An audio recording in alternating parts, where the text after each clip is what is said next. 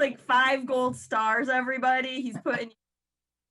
Yeah, I wanted to go to both of those and I couldn't make. Now I know, like this spray and netting and long, I'll be prepared in the future. You gotta ramp yourself in a.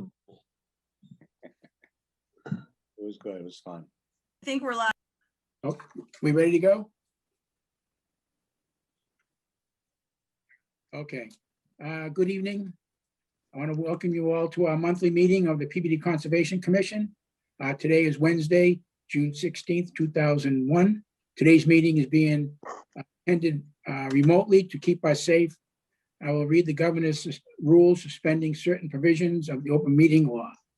Pursuant to Governor Baker's March 12, 2020 order suspending certain provisions of the open meeting law, General Laws, Chapter 30A, subsection 18, and the Governor's March 15, 2020 order imposing strict limitations on the number of people that may gather in one place. This meeting of the PBD Conservation Commission will be conducted by remote participation to the greatest extent possible. No in-person attendance of members of the public will be permitted, but every effort will be made to ensure that the public can adequately access the proceedings in real time via technological means. I want to welcome our commissioners here tonight. Myself, Chairman, Michael Rizzo, Vice Chairman, Stu Lazarus, Rita Marie, who's our alternate. Probably will have voting rights tonight. Lucia Negro, who's our conservation agent, Arthur Apis, and Travis Watchkick. I think that's everybody. Oh, and I see, and Bruce Comack, who's our vice chair. And Michael. Good evening, everybody. And Mike Vivaldi. Oh, Mike Vivaldi, thank you. And Mike Vivaldi. Very good, very good. Okay, tonight's meeting, first on the agenda. We're gonna do, but we're just gonna do the nominating committee now, right? We're just gonna do, let's go right to the agenda because it's a busy one. We'll come back to that. First items on the agenda is abbreviated notice of resource area delineation. It's the first one on our agenda. It's a public hearing on an abbreviated notice of resource area delineation submitted by LEC Environmental Consultants, Inc. and Martin for RJ Kelly Management LLC, Brandon Kelly applicant. Property owner is Analogic Corporation, Andrew Preddy. The applicant is seeking confirmation for the extent and location of wetland resource areas that may be subject to jurisdiction under the Massachusetts Wetland Protection Act and the City of PBD Wetland Ordinance within and surrounding the property known as 8 Centennial Drive, map 91, lot 6 in the City of PBD.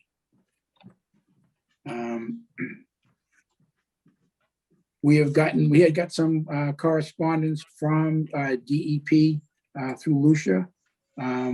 But you want to just have Lucia just have LEC start on this? Yeah, I don't. What correspondence did we get? I don't think we did. Are you? This is just an ANRAD. Yeah, but we got a letter from DEP, right? We did. I don't think we did because they just got a file number today. Okay. And right. I got an email from Alicia Galen saying that she had no comments. Okay, I'm thinking the other one of the other items. I think that it's probably the next one. It's like, okay, might be of number 4. It's like 5 pages of comments. Yeah. Okay. That's sorry. a continuance. Okay, so is Ann here? I think I saw her. I am here. Hello. Hi, Ann. You? How are you guys doing? I'm doing well, thank you. Yourself? I'm doing well. It's good to see everyone. For the record, Ann Martin from LEC Environmental. Also, somewhere on the Zoom is Sean Smith from RJ Kelly Management, who represents the applicant. As Mike said, this is an ANRAD for approval of the wetland boundaries. Lucia, if I could share my screen, I was going to share an aerial and then the plan that shows where the wetland boundaries are. Is that okay? Yep, I gave you, you should have, you should be able to share your screen now. Okay. And did you say Sean Smith is with RJ Kelly Management? RJ Kelly. The applicant. So can you see the aerial that I have on my screen? Okay. So the red line is the property boundary for 8 Centennial Drive. This is the location of the building for Analogic Corp. 128 is to the north and Centennial Drive is to the south. You can see they have 3 large parking lots to the south and the southwest. Just for orientation, the building to the right or to the east, this is the Marriott Hotel complex. It's a 60-acre site. There is an emergent marsh wetland system in this western portion of the site. And then there is a perennial stream that starts the headwaters on the other side of 128, comes behind this cul-de-sac through the loop road of 128 and clips the corner of the site and then continues to flow further down into the city of Peabody. And I think eventually it flows into Strong's Water Brook, but it's an unnamed perennial stream. So there's a perennial stream and a section of BVW in the upper right-hand corner or in the western extent of the property. You can also see on this map that there is a potential vernal pool marked by this yellow star.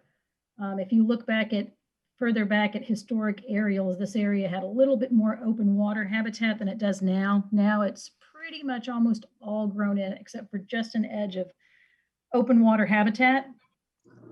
Site was delineated in March of this year.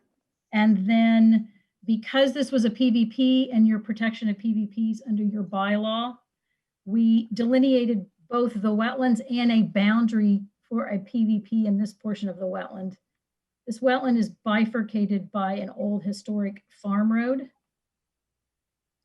We went out and did vernal pool assessments following monitoring when species started to migrate in the spring. And when they were entering pools and people were seeing egg masses, we started monitoring this wetland system. We visited on April 9th, April 22nd, and May 20th, following the Natural Heritage Certification Guidelines. We searched for fairy shrimp. We dip netted the open water areas, which were basically areas around the edge of the marsh system, and then an area up here in this northern corner where there was more open water habitat. We would look for spermatophores, chorusing, facultative or obligate amphibians, mating pairs, egg masses, transforming juveniles, larvae, anything that would confirm that this was a vernal pool. It typically holds water at depths of anywhere from 2 inches to 18 inches and has a very, very thick, mucky substrate. Based on the observations of our assessment, and then I also had our wildlife biologist, Brian Madden, go out and take a look at it. We did not find any indicators of vernal pool species using this wetland system or it functioning as a vernal pool. We think part of that is because it has limited hydrology. It's surrounded by developed conditions, and the upland areas that are near it that would provide upland habitat for the amphibians, it doesn't have a nice thick organic layer or a duff layer, which is a habitat characteristic that a lot of these amphibians need. So when Brian went out there and told me this, I asked him if the PVP asterisk was not on the plan and we visited the site to delineate it, would you have recommended a vernal pool survey? And he said no. So based on the site conditions, what we observed, and are searching this area, we have resubmitted a new plan to you. The original plan showed the PVP flags because we flagged it presumptively, presuming we would find the species, and then did the study over the course of April and May. We submitted a revised plan removing that PVP, and through the memo we sent to the commission, we're asking you to concur with us that it doesn't function as a PVP. And then last Friday, I went out to the site with Lucia and Arthur, and we walked the wetland boundary, and we made one flag revision. Let me switch to, here's the site plan that kind of shows the wetland systems and the flagging. So this green line in the western portion of the site, you can see this is the delineation all the way around. This is the beginning of the farm road. When it gets into the wetland, the wetland goes right across the top of the farm road. We changed one flag in this vicinity. We moved it up gradient 8 feet. And we've since Friday submitted revised plans reflecting that change.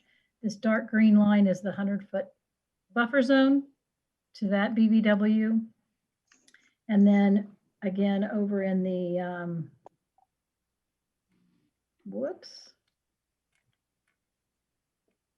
in the eastern corner of the site, you can see that, right? Okay. There is a perennial stream. We flagged both sides of the perennial stream, 100, 200-foot riverfront area. And then there's a long concrete drainage swale that at this point, it's no longer a concrete drainage swale. It takes water off of a catch basin off of the 128 exit ramp. And when the concrete swale ended, we started delineating. There's a BVW that's developed here. So there's a BVW along here, and then it borders on the river, which is this light green line. And then the dark green line is the 100-foot buffer to the wetland. So that's our filing. We're asking you to approve the mean annual high water to the unnamed perennial stream and the extended riverfront area, and then the boundaries of the 2 BVWs with the 1 flag revision requested by Lucia. And then lastly, to confirm that the emergent marsh and the eastern portion of the site does not function as a vernal pool and does not need to be protected as such. Okay. And I'm happy to answer any questions anybody has. I concur with you, what you said. I read over all the stuff and all sounds well. Is any of the commissioners have any comments or questions? Lucia?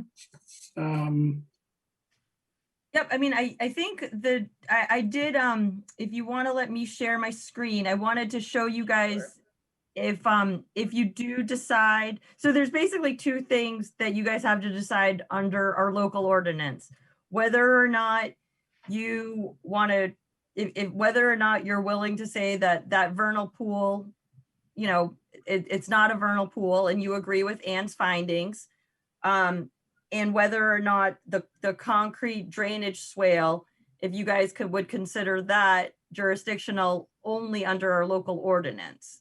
So I did doctor up a plan, just bear with me. It's gonna take me a while to find it. Hold on.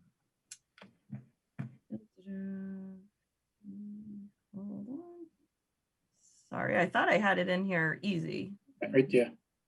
Oh, highlighted. So this is just so you guys can see if we're not losing much of, so this yellow is the border of the wetlands.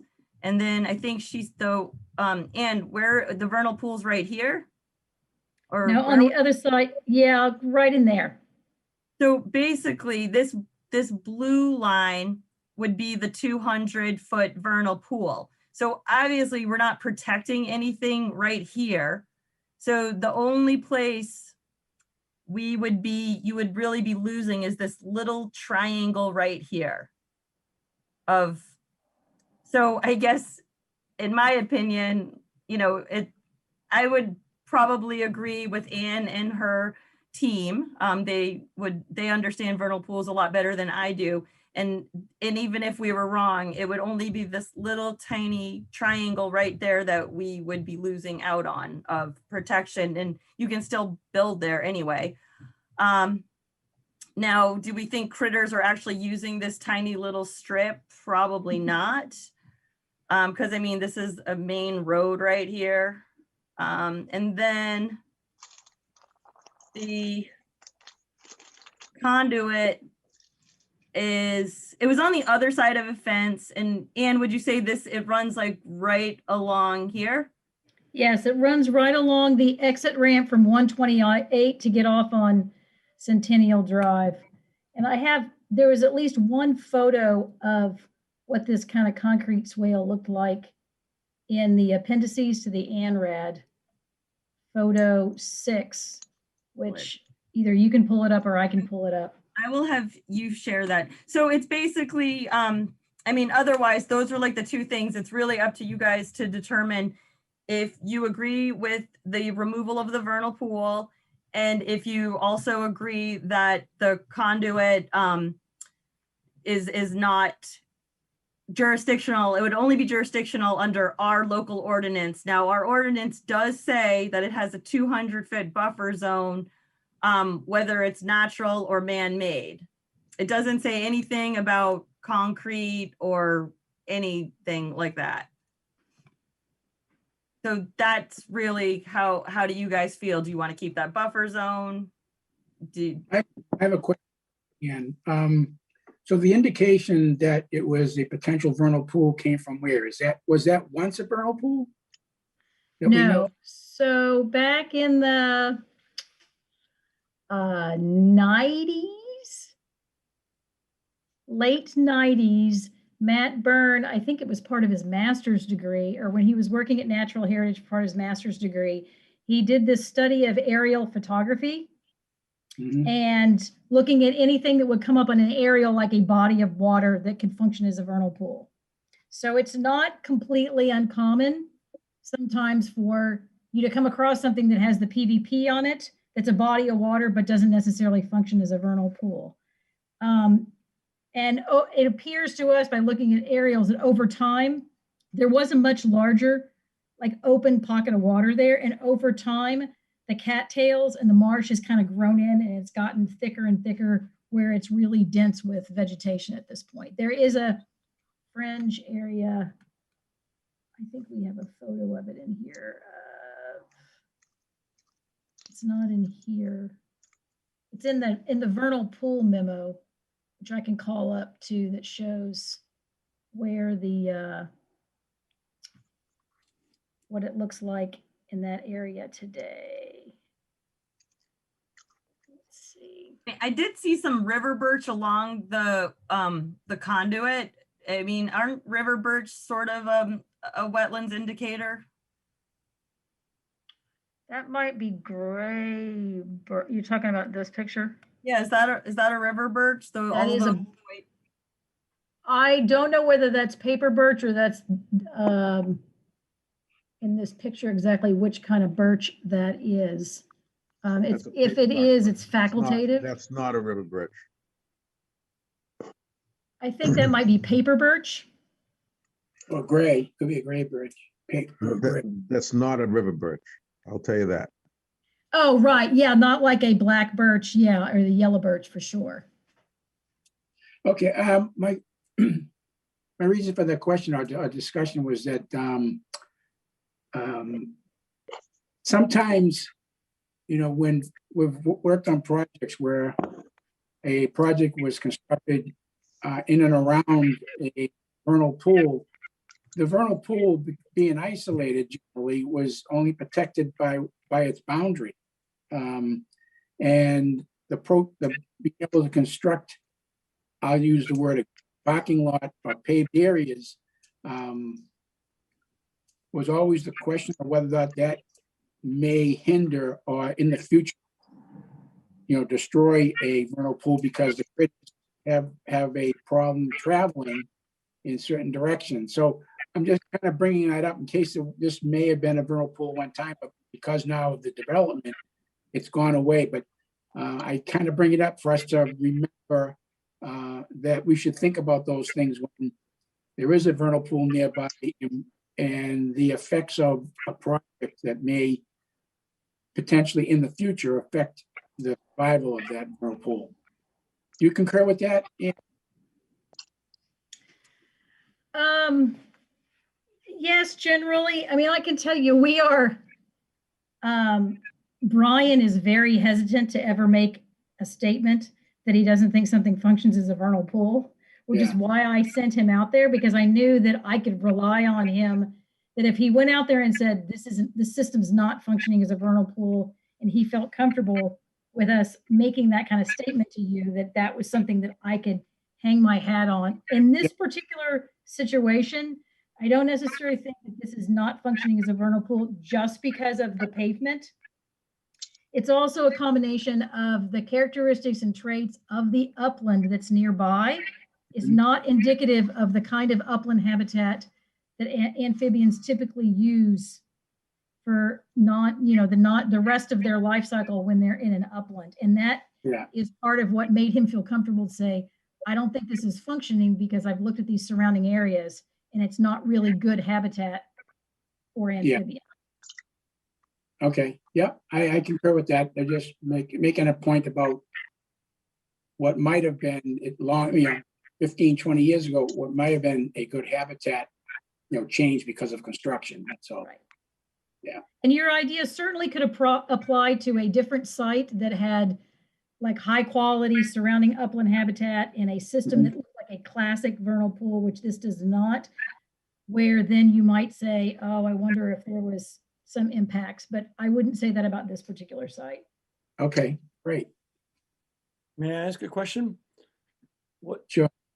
Anne referred to something, an acronym as PVP. I'm not aware what that means. Potential vernal pool. Oh,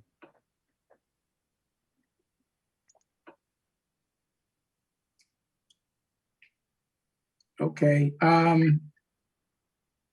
right. Does anybody want to speak on this matter? So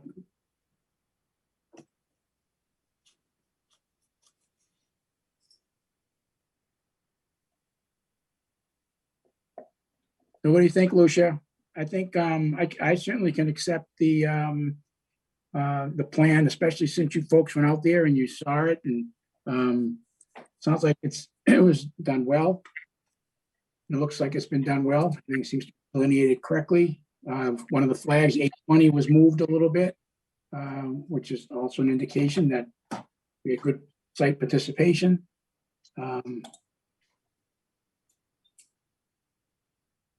Problems, as long as I just wanted to point out those two things that are really up to you guys, and I don't really have, I don't have an opinion either way. Yeah.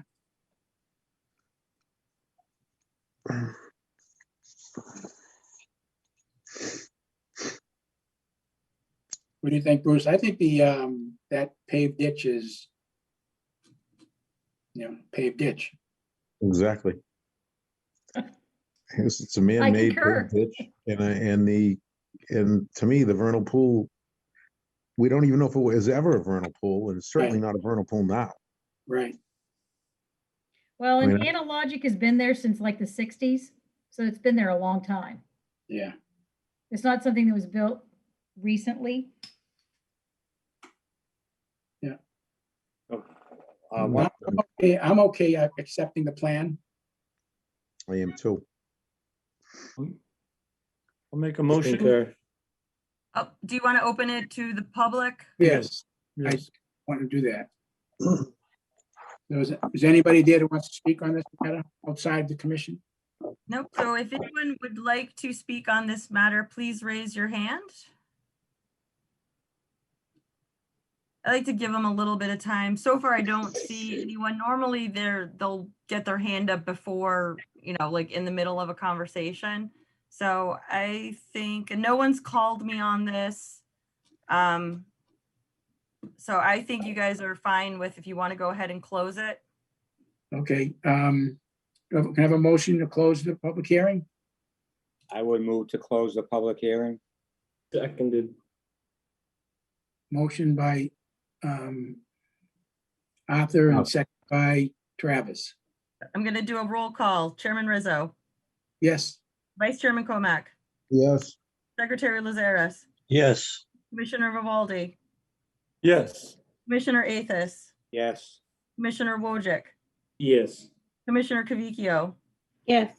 All right, so it's closed 7-0 unanimously, with Rita Marie having voting rights. Yeah. Okay, thank you very much. Okay. Oh, wait, we didn't make the motion yet for. Motion, right. Sorry. I'll wait. Okay, motion to accept the plan. So moved. The revised plan showing the changed A20 flag and the removal of the 200-foot buffer zone. So moved. Okay, I second that. you got a second. All right, so I have the motion made by Travis, seconded by Arthur to accept the delineation of the revised plan with flag A20 moved and the potential vernal pool 200-foot buffer removed. I'm going to do a roll call. Chairman Rizzo. The flag moved upland, right? You want to just Yep. specify? Yep, I already have the revised plan, so it's just, I'm just gonna basically say the revision date, and then I actually shrink the plan, or actually I don't have to now that everyone sends it electronic. The plans actually go immediately to DEP electronic, and then a reduced copy gets recorded at the Registry of Deeds. Mhm. So roll call, Chairman Rizzo, Yes, Vice Chairman Comack, Yes, Secretary Lazares, Yes, Commissioner Vivaldi, Yes. Commissioner Athos, Yes. Commissioner Wojcik, Yes. Commissioner Kavicchio. Yes. All right, it passes unanimously 7-0. very good. Thank you, Ann. All right. Thank you, Thank you, Ann. guys. Good to Bye, see you. Ann. thank you, everyone. Bye.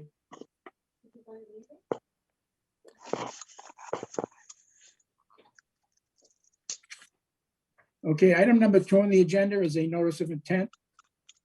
It's a public hearing on notice of intent submitted by Jose Vasquez, Ambassador Pools for John Correa, owner. Proposed project is the installation of an above-ground pool at a single-family residence and the removal of bittersweet both in riverfront and riverfront of Proctor Brook. Property is known as 7 Albert Road, map 48, lot 67, in the city of Peabody.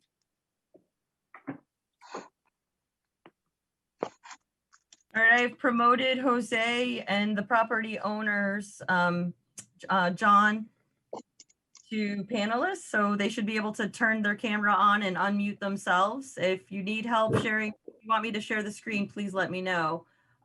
Is your wetland scientist here? I don't see her.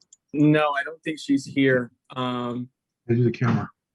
But John and I are here. Okay, great. I'm up there. One from babies. Yeah. Now you got it. Hello, everybody. I am here. How are you doing? Would you like me to share my screen?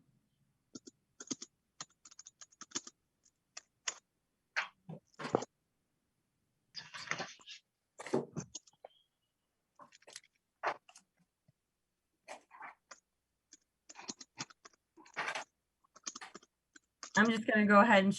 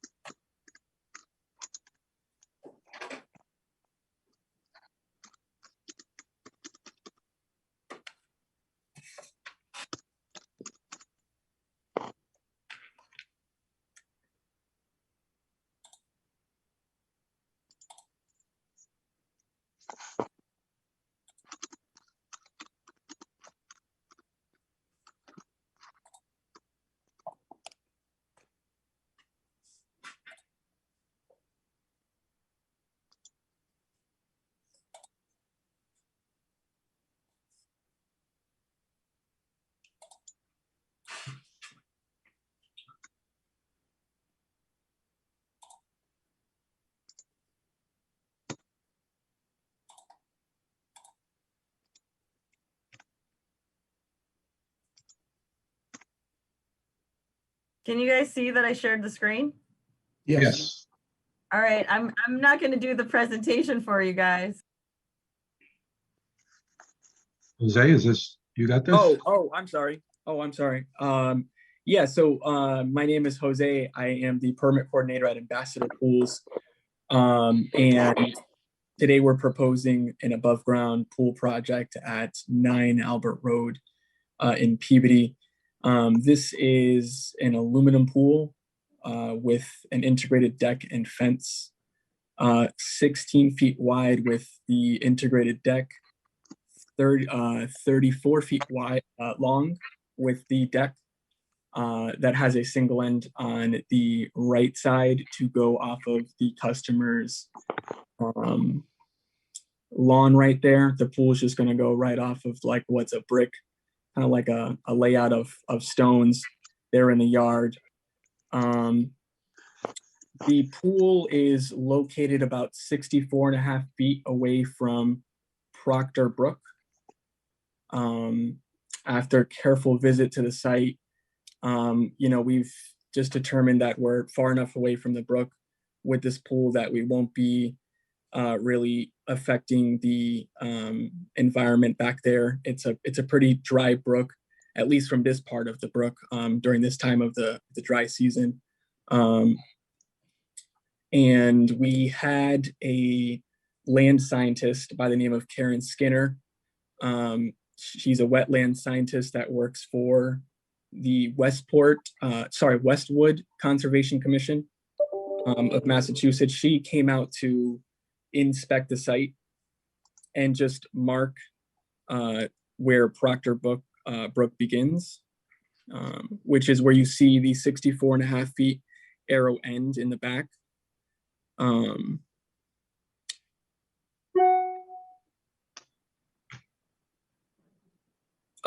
Upon her visit, she also recommended the homeowner perform what is called a remediation activity. I wasn't really aware of this, but she had identified some trees that she thought posed sort of a threat to the local environment there behind John's shed. And she thought it would be a good idea to sort of beautify the area.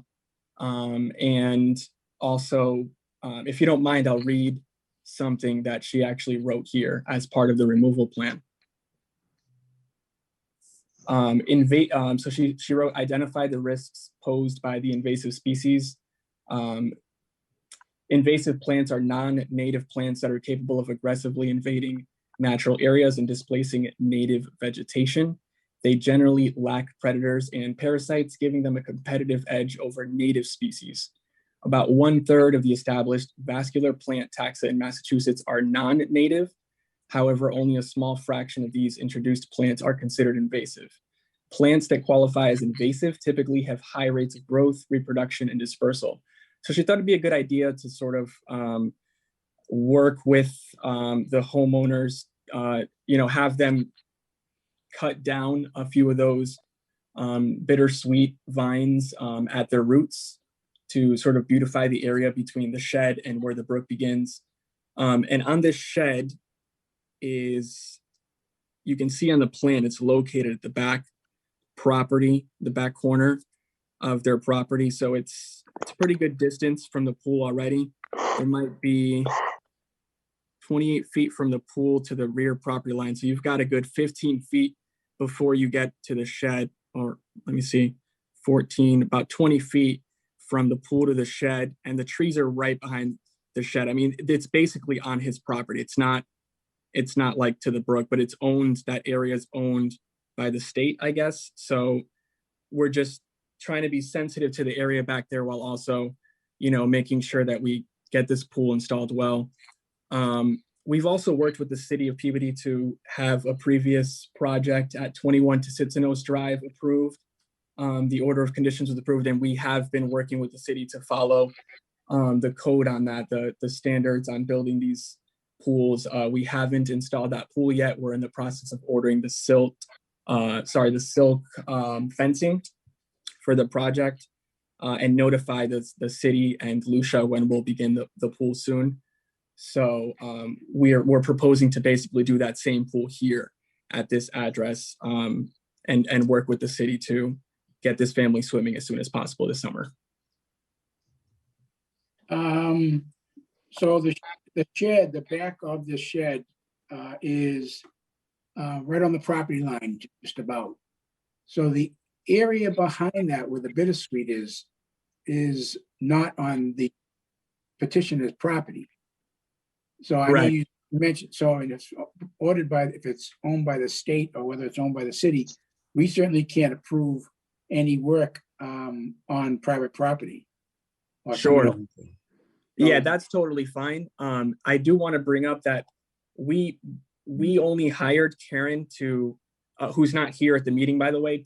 We really only hired her to identify where the Proctor Brook begins. We didn't even propose the idea of the bittersweet tree, so we can actually cancel that off the agenda altogether. She just thought it would be a good idea to propose in this project as sort of like a beautification project. Yeah, I don't, But, I think I do agree that it's complex. As we came to the tail end closer to the meeting, we realized that it's not as simple as just doing that because it is owned by the state or the city, like you said. So, as far as I'm concerned, really the goal here with this project and moving forward is to install the pool. We don't even have to bother with those trees at all. okay, if you want to pursue that, then that's something you could do outside of our meeting tonight, and then you could maybe get back to us and find out whether, you have the authority to do so. Sure. So we're not saying that it's not a good idea, just that we can't say, okay, to do work on someone else's property, so it won't be part of any order of conditions. Or we could, it wouldn't be any part of the order of conditions for this site. We could put a condition in the site, and maybe we could put a condition saying that, if you pursue that or want to do that, you could do that separately. But our permit would only take us to basically the back of the shed. Sure. I'd like Yeah, to, like I said, I'd much rather prefer to just get the order of conditions approved to get the pool installed. I didn't realize that this was going to be a problem until just a week ago, and we really didn't want to have anything to do with those trees to begin with.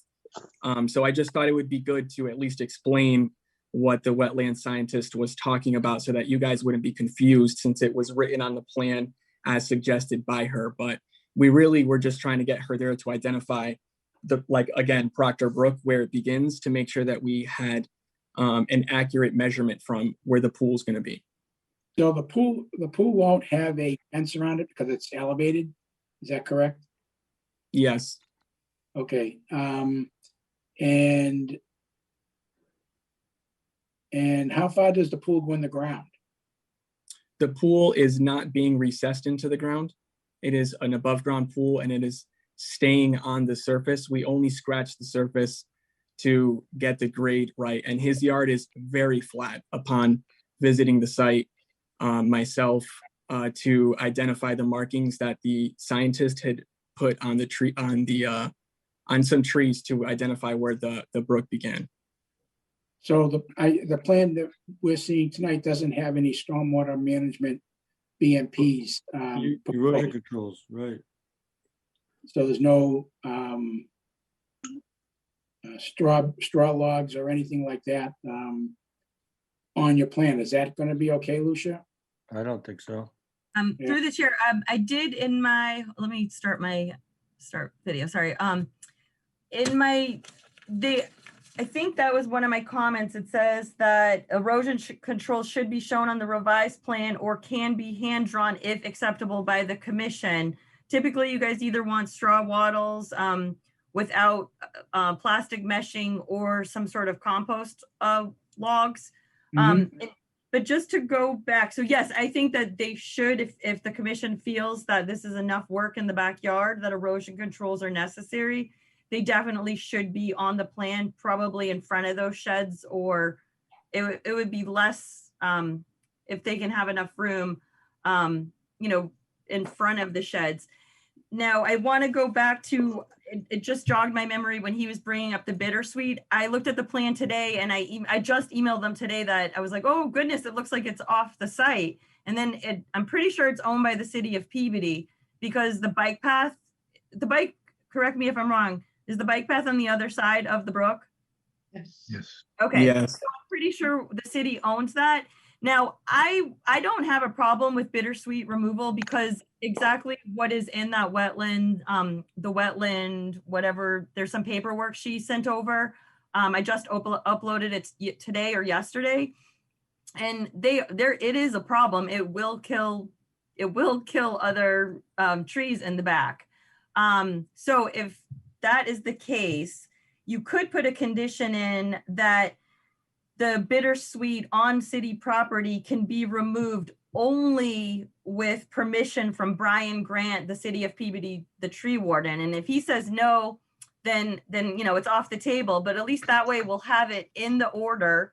And if they want to do it, and if Brian wants to do it, I know I've been approached by a very vocal resident who has been telling me for the last 6 months that bittersweet is a really big problem in Peabody, but we don't, the forestry department doesn't have the manpower to go remove it. So if they would be willing to remove it and Brian Grant would approve it, I think that would be fine. That's up to you guys.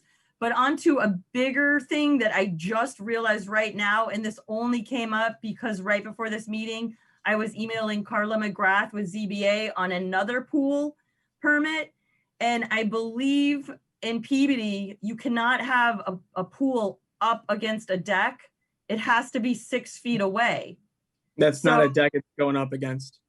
What's Not that? attached to the property. I was It's told not- by the building inspector, as long as it's not attached to the property, it's a floating deck that's off the property, it's okay. It's not attached to my structure.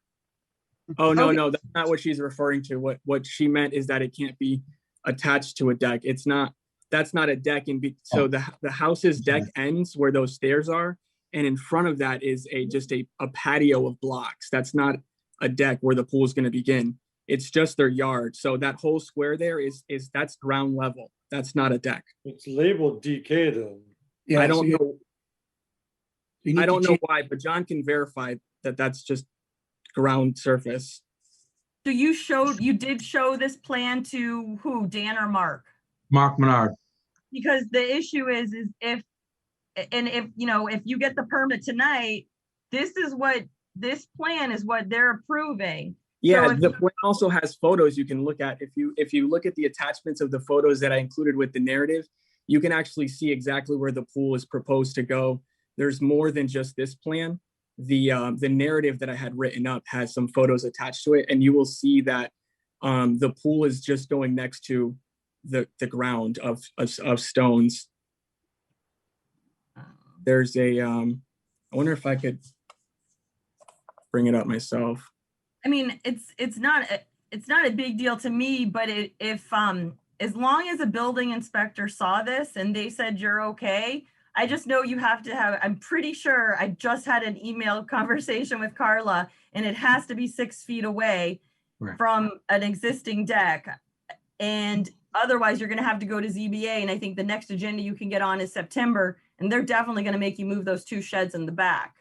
Yeah, again, I just want to confirm that this pool is not being butted to a deck. We actually make sure that that's clear when when we are selling these pools to our customers. A butt to deck does change the job.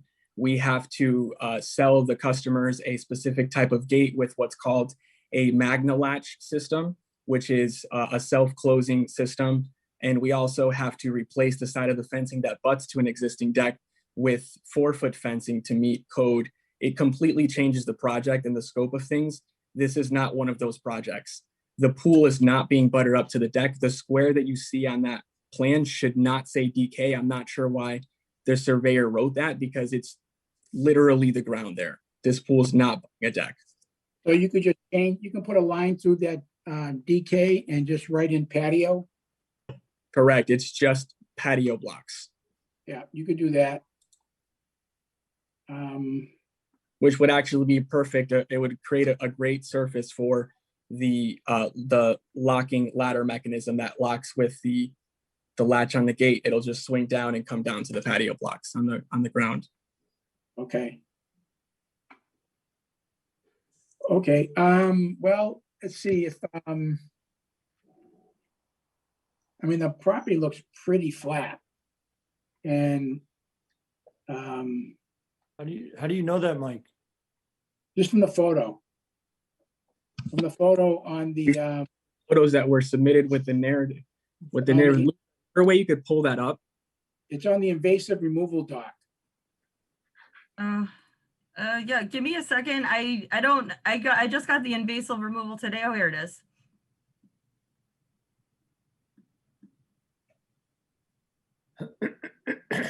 Is this what you're talking about, Mike? Yeah, so looking at that, looks like the site's pretty flat. That's not even the backyard. The backyard is even flatter than that. Yeah, You've that, got roots back there and all kinds of stuff leading to the brook. That's not even the yard. There's a narrative that was submitted with this project that has about 4 photos of the yard, which is completely flat. And it's got an outline of where the proposed pool's to go, which is just next. I don't know what that is. I didn't see those photos. Let me see Yeah, if I can right either. now. Can I Jose, get it to your email right now?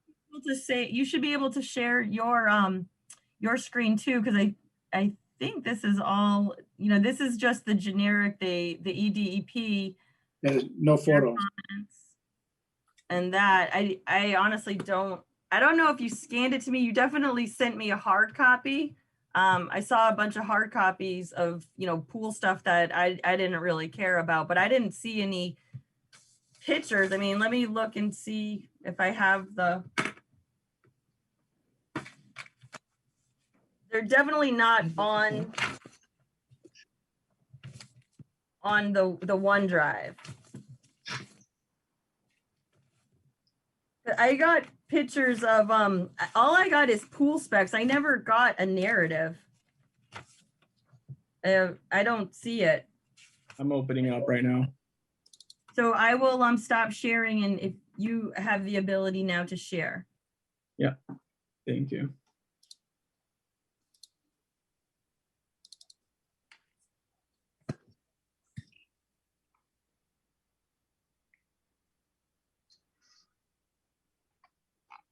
I'm on my phone, so I have to show this way. So those are the trees. The measurement we made from the pool all the way to where the brook begins. This is about 64.5 feet as marked on the site. This is. Oops. Oh, I did find them, but apparently they weren't scanned in for whatever reason. And yes, it is a very flat yard. It's very beautiful grass too. Thank And you. I see a floating deck. Is that what you're talking about? And then there's like a little, Yeah, it's like it's a a deck that's a couple inches off the ground, and then a beautiful stone patio. correct.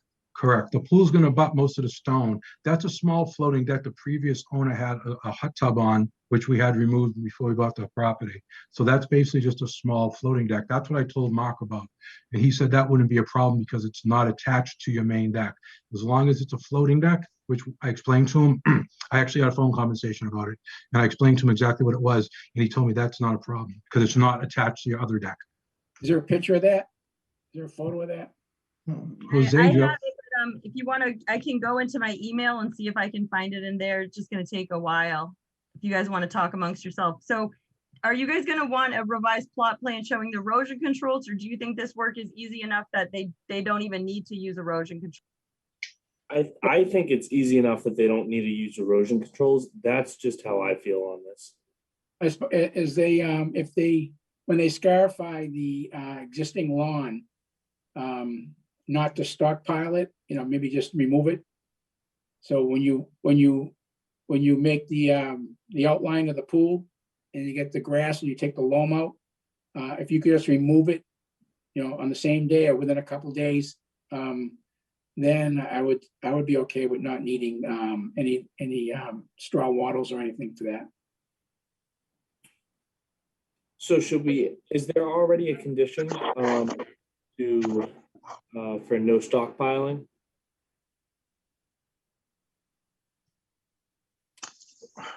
Yeah, no. And how much stockpiling is there going to be to just scrape a little soil up?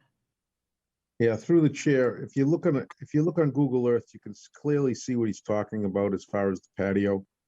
You can see the elevation difference. He has a deck that comes down, and then he's got a little square patio at the bottom. So that's pretty clear. And the house, and you can see how flat the yard is. Very So flat. I really don't see any, I don't really see that we need, the worst case scenario, put one straw wattle against the back and that takes care of everything. I would promote that idea, Bruce. Yeah. I think it's just a good practice for whenever someone's digging and making a pool. I know it's a above ground pool, but I think it's important to just have that practice of having a straw wattle so that it would be in place, even if it is a flat property. Through the chair. Jose, if you could email me the narrative, I think what happened was you just sent me a hard copy, and if you didn't send me an electronic, it didn't make it to the OneDrive.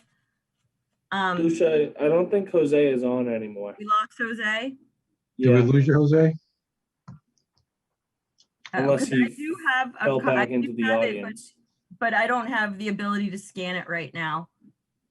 Yeah, he's not in the audience either. I don't, maybe he had, well, maybe when he was Oh, trying to. there he find is. He's in the audience now. Okay, I'll put him back. Hold on. Got him.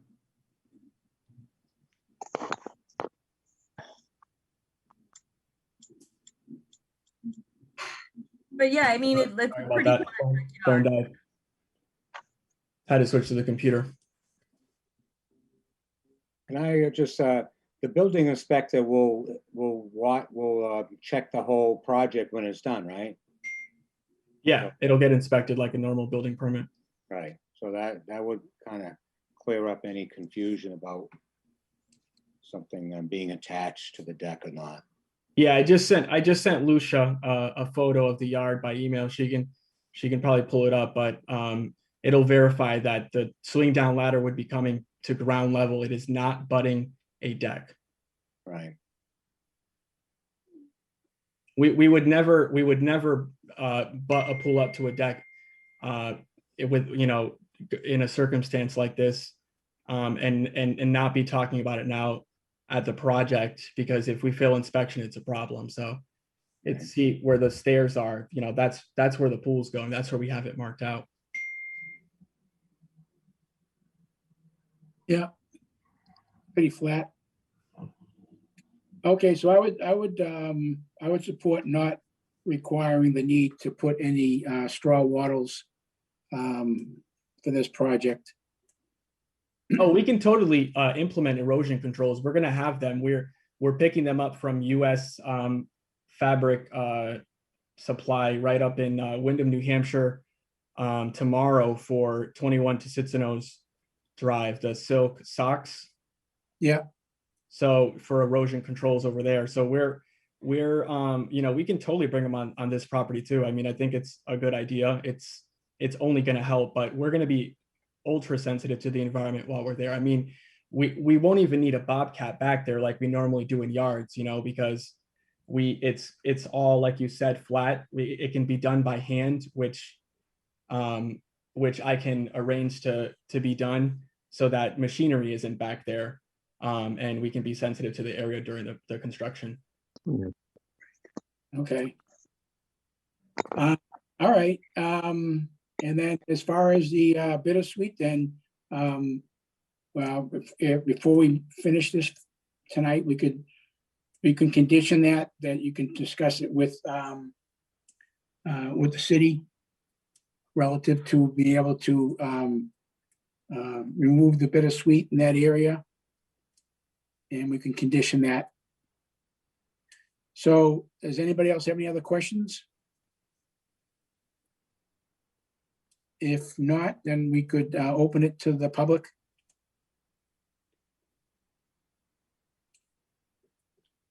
I do not see anyone raising their hand just yet. But so do you guys want a revised plan, or do you just want to put the condition saying, I have 4 recommended conditions, 1 through 50 standard, and then 49 is the generic one, that in the event of a pool is placed on this lot, the following condition shall apply: that the content of the water in the swimming pool needs to sit for 7 days without the addition of chlorine before draining to the stormwater system. And this way, the chlorine concentration will be significantly reduced due to volatilization. All pool water, wherever possible, shall be drained through a dry well rather than to spread over the surface of the land. The PBD Conservation Commission office shall be notified prior to draining and shall approve the method of draining, and this condition would be in perpetuity. 50, the work and maintenance shall be done according to the following plans. 51, condition number 45 stated above regarding a pool on said property will be in perpetuity. This condition will remain as long as a pool is located at this address. 52, the erosion controls must be inspected by the agent or staff before work can commence. Compost logs, straw bales without plastic meshing are allowed, hay bales are not allowed. And 53, the condition would be bittersweet removal once if approved by Brian Grant, the tree warden. Yeah, Yes, just to clarify, we do not want to revise the plan. We want to postpone the project of the bittersweet vines altogether and just focus on getting the building permit approved and this family swimming in their brand new kayak swimming pool. Well, I mean, just adding the condition to have Brian Grant, it's something that they could do within 3 years if Brian Grant gives permission, which I have a feeling he might. The only reason why he wouldn't is if they would be concerned with someone hurting themselves. That's really the only thing I could think of, because bittersweet, I have had conversations with Brian about it in the past, and he just said he doesn't have the manpower. Yes, I understand. Yeah, we can look into that together, Lucia, and come up with what's the right plan on the bittersweet vines. I'm with you that if they're invasive and they should be removed, then we should definitely at least look into that. If not, making it someone else's job and not ours or the homeowners. Maybe the city or the state could do something about it. Can I make a comment? I don't want to hold up the plan just for the bittersweet removal, because it's really not a requirement for them to remove the bittersweet. It would be something that, you know, will be a positive end result, but I don't think it should be required or put in as a condition. yeah, Well, that's what I'm saying. If I mean, they're the ones who put it on the plan, Right. and then Well, they want to remove it now.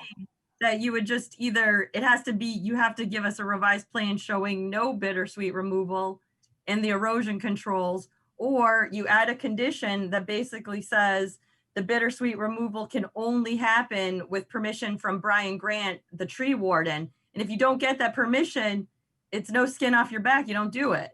Okay. Yes, so I see what you're saying. So then we do want to move forward with revising the conditions so that we can have that conversation with Brian, the tree warden.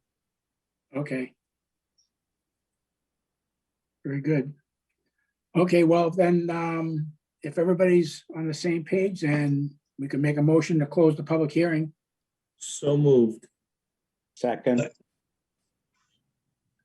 Okay, I have a motion to close made by Travis, seconded by Arthur. I'm going to go ahead and do a roll call. And I do not see anyone in the audience. If you have, if anyone is against these people putting a pool in their backyard, please raise your hand now. I don't see anyone, so I'm going to finish with the roll call. Chairman Rizzo, Yes, Vice Chairman Comack, Yes. Secretary Lazares, Yes. Commissioner Vivaldi, Yes. Commissioner Athos, yes. Commissioner Wojcik, Yes. Commissioner Trevicchio. Yes. All right, it is closed unanimously 7-0. and I have a motion to issue an order of conditions as described and explained by Rusha. So moved. Second by Mike Vivaldi. All right, I'm gonna go ahead and do a roll call. Chairman Rizzo, Yes, Vice Chairman Comack, Yes. Secretary Lazares, Yes. Commissioner Vivaldi, Yes.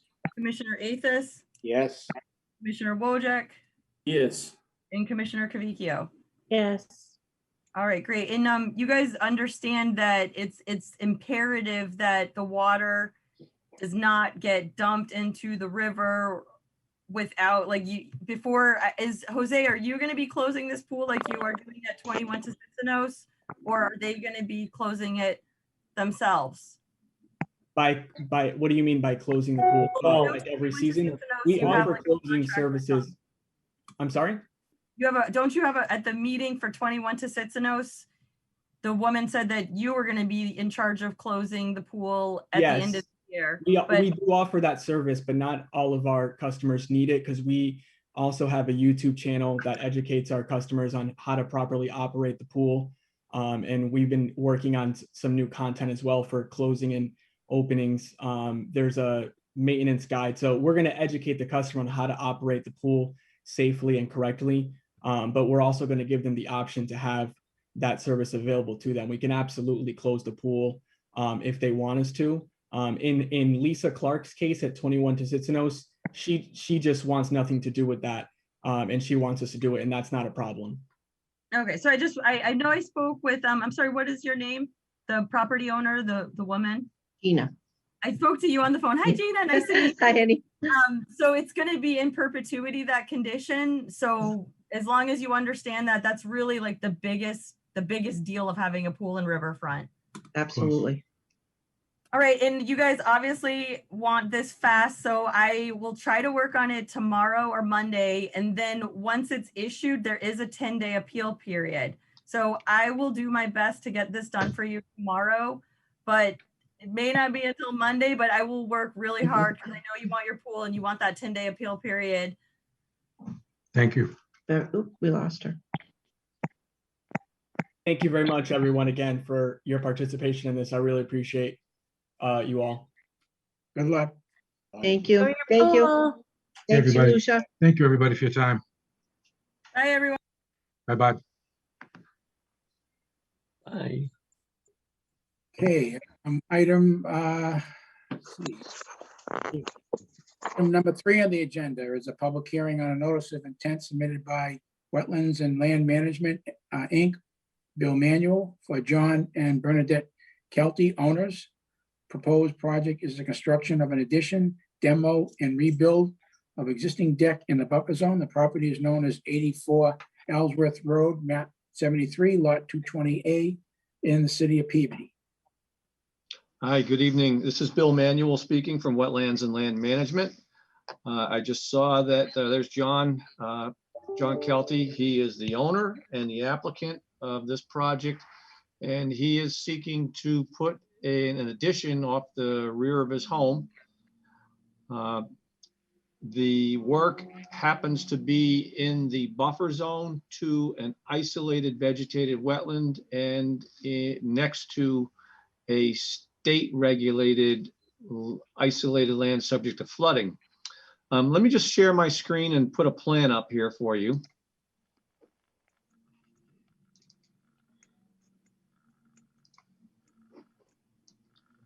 So here we are, 84 Ellsworth Street. Here's the existing house. On the back of the house, there is an existing wood deck that spans the entire width of the house. I flagged the near limit of the isolated vegetated wetland. It goes from flag A1 in this location all the way down the sideline and down along the back. This is a center school property behind here and off to the side. And this wetland area is basically one large catchment area that it will loop around from here and sort of return where my cursor is, and then run along the properties behind Ellsworth Road, about 1 or 2 properties down, and loop back on itself. So this is just one large catchment basin here. It has no interior swales or drainage ditches, and it does not have an inlet or outlet. So it is, as I said, it's an isolated vegetated wetland protected under your rivers and wetlands and rivers protection regulations. The overall area of this basin here is about 18,000 square feet. And it does pond some water. You can see it ponds water maybe 6 to 12 inches deep. So conservatively, if I were to say it held water, 6 inches or excuse me, 12 inches deep, then that would exceed the 1/4 acre foot volume threshold that is necessary to characterize this as an isolated land subject to flooding under the Wetlands Protection Act. So that is what I've characterized it at, and I have filed with the DEP as well. The Mass DEP has issued a file number. It is 55-891, and they had no comments. So let me walk through the plan with you. This is the existing home, the driveway here. It is basically lawn from the street to the rear property line defined by a stone wall over here. And the line was staked on this side, so I pretty much knew where I was. Here's the proposed addition, a 40 by 22 addition that is going to extend off the rear of the home.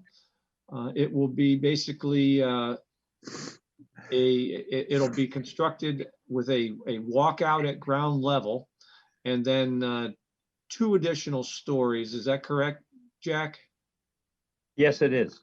Okay, so walkout basement and then first floor and second floor. It extends out into areas that are completely maintained as lawn right now. You can see that we've located some trees on the site plan, and there's a few more. I'm going to show you a tree removal sketch plan. Some of those will have to be removed, and you can see there's a small amount of grading around the addition so that they'll be able to walk out and be level at the ground level. Now, this existing deck that extends across the entire width of the present home, obviously a portion of that is encumbered by the home addition, but that entire deck will be removed. And what I've highlighted here in magenta color, that portion of deck will be rebuilt with stairs down to grade. So it's a significantly smaller deck.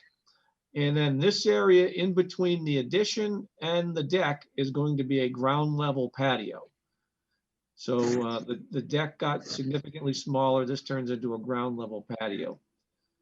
There's very little excavation required to do this. Basically, all we need to do is dig a footing trench and install footings, and then you'd be starting 6 inches or so above grade and building up from there.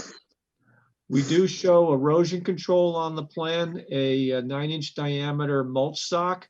I have highlighted that in yellow. So that basically goes around the limit of grading and around the rear property line. Let me just pull up that tree removal sketch. Back this off a little bit. There's a total of 8 trees that I counted that would have to be removed. As I said, 3 of them fall in the footprint of the addition. 2 of them are going to be within mere feet of the foundation. Most likely their root structure would be adversely impacted during the excavation of the footings, and they would be dangerously close to the new structure anyway, so they should be removed. I believe this is a dead fir tree, and this specimen here has been uprooted, it's been wind thrown a little bit, and is actually leaning precariously in the direction of where this addition would go. That would have to be removed. And then this is a towering dead oak that is shedding large, very large limbs at the present. Lucia and I walked the site last week, and there is actually a widowmaker hung up in the branches that was literally teetering as the breeze blew. It was literally teetering back and forth. So that's ready to come down at any minute. So 8 trees to be removed, two of them dead and 1 uprooted and has to come out. So the area is wide open. This feature here, I'll jump back to the site plan. This feature here is where I suggest to park a dumpster, because there will be some demo to remove this deck. During construction, you always should have a dumpster on site to collect the construction refuse. This is a perfect place for it, because the truck can just back in, offload it, and pick it up when it's full, just back in and unload it again. It's wide open, through the side yard here. So here's the method of, or the means of access to the construction area. One other thing I wanted to talk about, when we get to the tree felling part of it at the early part of the project, this area over here has some significant bittersweet vines. And it would be appropriate to cut those vines off at grade to the extent that you can cut out the intertwining vines that are wrapping themselves around the trunk. I mean, these are forearm-sized vines, so they're fairly old and fairly significant. If we can cut those at grade, I have a favorite saying, at least we set the clock back 15 years on the growth of the bittersweet. And so, you know, we can move to do a little bit of improvement in that manner and you know, killing at least those mature bittersweet vines. So the performance standards under your regulations for isolated vegetated wetland, obviously it's basically treated like a bordering vegetated wetland. We can't go in it, and the project, the limit of work will be the erosion control. It's fairly flat in the backyard. The straw wattle will be sufficient to handle any sedimentation. This is a confined basin. If for some reason any sediment did happen to escape the straw wattle, it's not going to go anywhere. It's just going to get trapped in this basin. It can be easily retrieved. There's not much room for stockpiling back here, so I suggested that, you know, basically anything that is excavated out of the trench probably has to be taken off site and then suitable backfill material brought in when needed. In terms of being an isolated land subject to flooding, there is no buffer zone to an isolated land subject to flooding, but the performance standards basically say, don't fill it, don't try to displace the water anywhere else. And we certainly are not doing that. We're not filling it. We have erosion controls that will protect groundwater and surface water quality, and we're not displacing any surface waters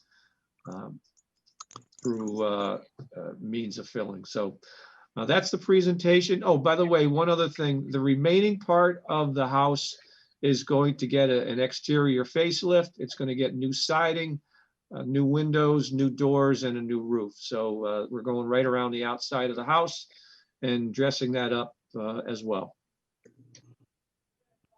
I take it Jack's not moving.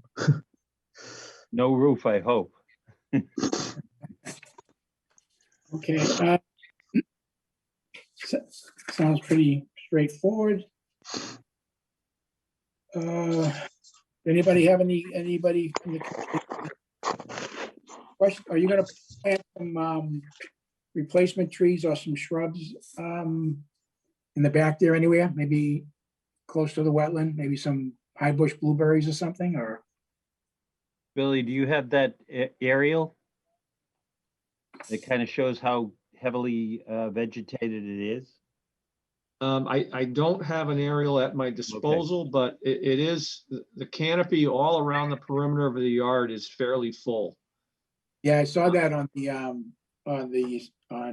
Google. It is pretty heavily vegetated. So yeah, the home will benefit from opening up the canopy a little bit in this area. That's for sure.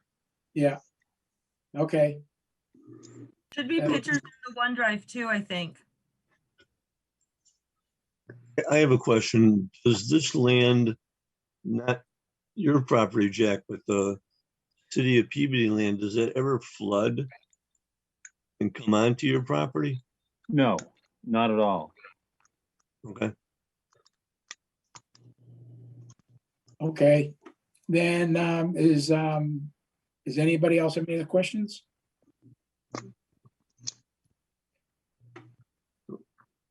Seeing none, is there anybody there from the public who wishes to either speak for or against this project?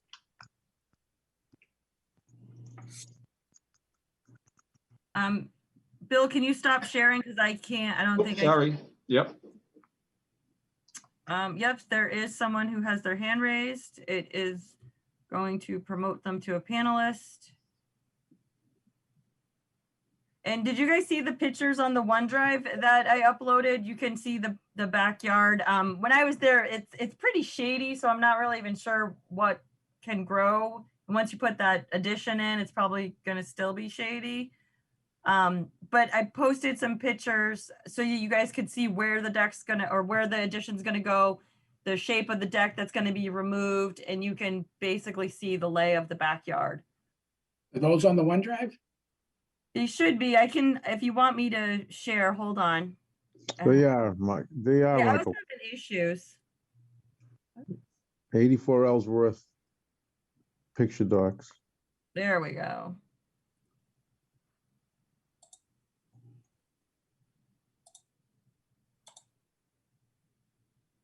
I'm pretty sure this is where the addition's going. Yeah. Yes, that's true. This tree, this tree, this tree probably, Yep. right? Those are the three in the back that have to come. This was another tree that's coming. I'm pretty sure this tree had to come down. I think that's the reason why I took these pictures, was that these are the trees that are coming down. And I thought I got one of the bittersweet, and here's a lovely shot of his back deck. And again, the addition's gonna go right here. And I guess that's it. I did not get a picture of the bittersweet. Okay. I think it's right there, Lucia. There you go. Yeah. What's the closest point from the edge of the new addition to the edge of the wetland? Let me scale that.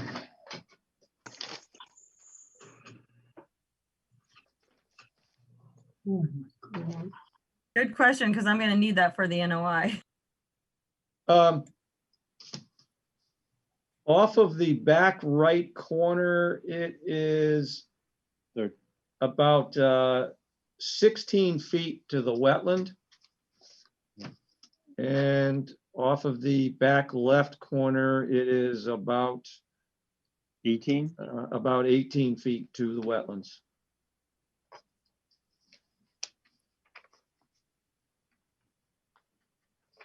And through the chair, Russell Donovan, I promoted him to a panelist. He did have his hand up. I'm assuming he wanted to speak on this, maybe not. But Russell, you can unmute yourself if you would like to speak. Hello, Lucia. I had no intent to speak on this subject. All right, sorry. Okay, then if nobody else has any other questions, and entertain a motion to close the public hearing. So moved. I'll second it. Second by Travis. All right, I'm going to go ahead and do a roll call. Closed by Stu, seconded by Travis. Chairman Rizzo. Yes. Vice Chairman Comack.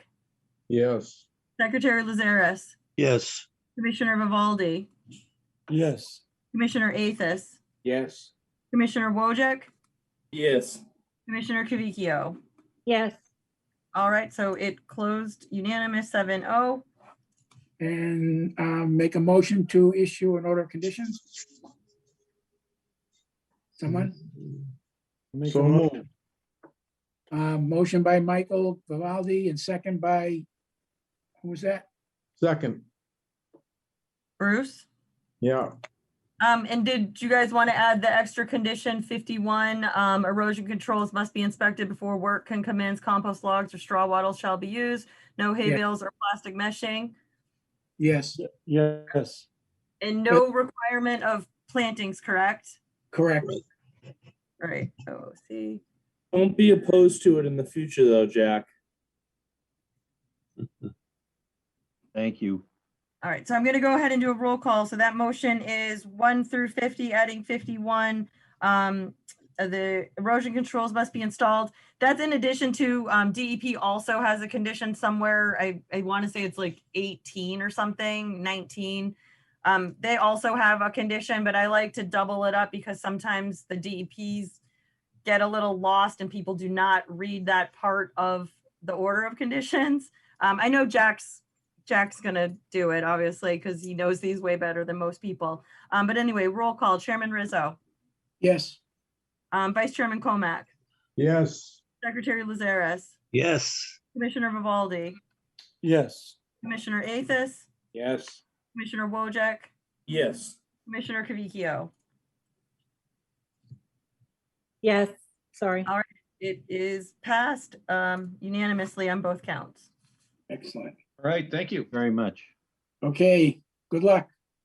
Thanks. Thanks, Jack. Great seeing you. He's staying on. Yeah, I am. But I'll mute.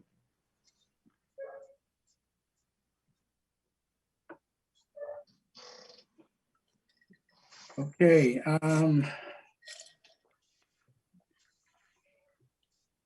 okay, next item is continued, but I will just read it, but it's a continued public hearing on notice of intent submitted by Bill Manuel, Wetlands and Land Management for Regency Realty Trust, Alfred DeMambro, trustee. The proposed project is the construction of 2 buildings, site improvements, paving, utilities, and the riverfront to the North River.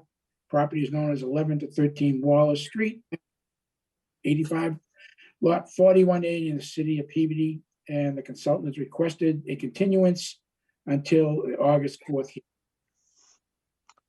I would make a motion to continue this. So move. Seconded. Okay, All right, I'm gonna do a roll call though. And Bill, correct, you still would like this continued? Yes, please. All right, roll call. Chairman Rizzo, yes, Vice Chairman Comac, Yes. Secretary Lazares, Yes. Commissioner Vivaldi, Yes. Commissioner Athos, Commissioner Athos, you're muted. Yes. Commissioner Wojcik Yes. and Commissioner Cavicchio. Yes, All right, so it is continued until August 4th. If anyone's in the audience, you can come back to the August 4th meeting. very good. Okay, item 5 on the agenda comes under requests for determination of applicability. It's a continued public hearing on a request for determination of applicability submitted by Keith Morris, environmental consultant for Pan Am Railways, Inc. Bill Wallace, the applicant, is seeking confirmation of wetland boundaries, sensitive areas. This application is for the verification of wetland boundaries only and not for actual application of herbicides. Prior to applications, a yearly operational plan will be submitted to the community, and there is a 45-day review or comment period. Property is known as ROW, right of way, map on file in the city of Peabody. I have not heard from Keith Morris in like a month at this point. There was an issue because there is an exemption for vegetation management in this right of way. But since this is actually not for the vegetation, it's for wetland delineation only. I asked him back like 2 months ago to submit something from his legal team stating that they do not need to notify abutters. And the onus is on him, and he still has not gotten me that. So at this point, I'm uncertain if the application has been properly submitted because again, this is for wetland delineation, not herbicide application. So I can't say it would be exempt, and they still haven't gotten me anything from their Yeah. legal team. So I would take the position that I do not, I really don't want to open this public hearing. Granted, it's just for a determination of applicability, but under the guidelines and the law that you have to still notify abutters for an RDA.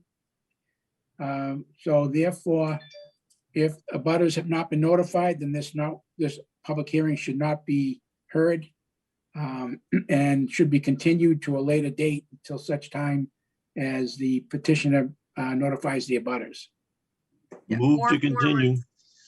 Oh, can I, a question, if it's not even been opened, how can it be continued?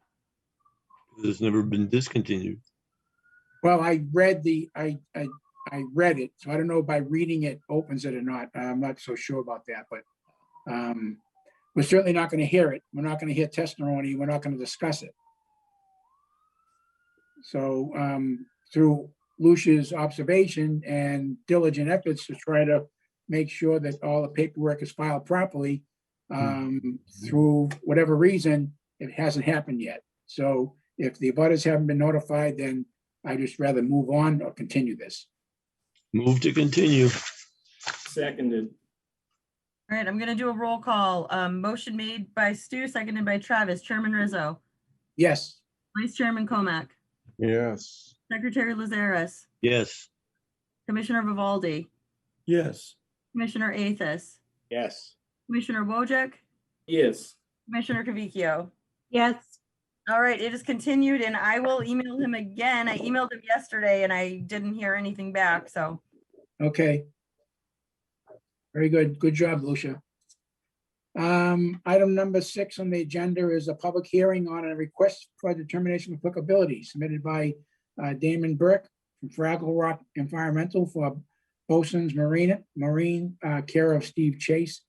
The applicant is seeking confirmation from the commission regarding the proposed use, storage of boats, and the requirement of an NOI. This use could be considered fleet storage, a land use with higher LUPL, land use with higher potential pollutant loads.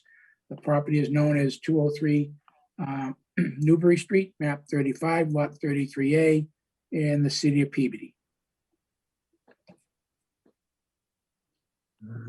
Okay. This is Damon Burt. I don't know if you want me to present now. I can give an Yes. overview. Okay.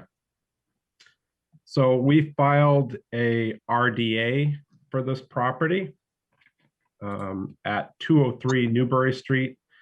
It's adjacent to 205 and 207 Newbury Street.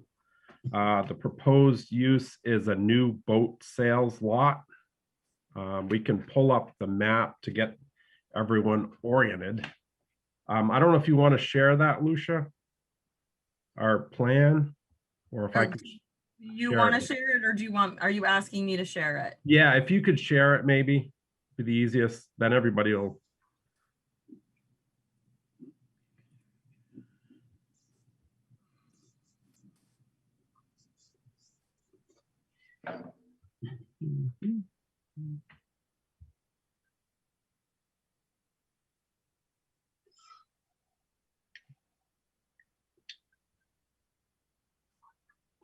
Okay, so can everybody see the plan now? Yes. Yes. Okay, where all the highlighted areas, that's 203 Newbury Street. In the middle lot is 205 Newbury Street, and that's the location of Bosun's Marine and 207 adjacent. Just to orient everyone, this is along Route 1. I went out and delineated bordering vegetated wetlands, and those are found on the south side, east and south side. On the far east side is basically it runs off from 95, so it's full of trash and a bunch of things from the roadway. There was some vegetation, so it's not a strong wetland. It's more of a stormwater discharge location. And we provided some photos earlier about that too. So if you look, we delineated the 100-foot buffer zone, and that's in red. And then the location, what we're proposing is, or the applicant is a new boat sales lot. So it was a former restaurant with 61 automobile parking spots. We're proposing to use it for a new boat sales lot. Will be from 35 to 45 boats estimated in that area. The boats will not be fueled, so we don't consider the use any more intrusive to the environment with no fuel. They're brand new. Typically before, obviously the restaurant would have had a lot of traffic in and out, cars, multiple things going on. So we feel the use is would be less intrusive really to the environment. And with the conditions of the wetlands adjacent, as it exists, there's really no pristine wetlands in the area, but we've delineated those and shown. Obviously, a fair amount of the lot is outside the 100-foot buffer jurisdiction anyways. So we're really talking about the area within the 100-foot buffer zone. That's mainly what we're proposing. We can go through any questions, but it's really pretty straightforward. There's no ground disturbance proposed as part of this project. It will be just having boats stored at the lot, and obviously be for sale. Will not include storage of other boats. It's just boats that are for sale, so new boat sales. Is the plan to remove the structure? No, not at this point. It's just a long-term lease. Oh, Through the chair, Yes, this project is basically just regarding land use. There's no, like you said, there's no physical disturbance. There's no No nothing. construction whatsoever. Yeah, no, Okay. just use it as is. So that's why we feel we would not need to file an NOI.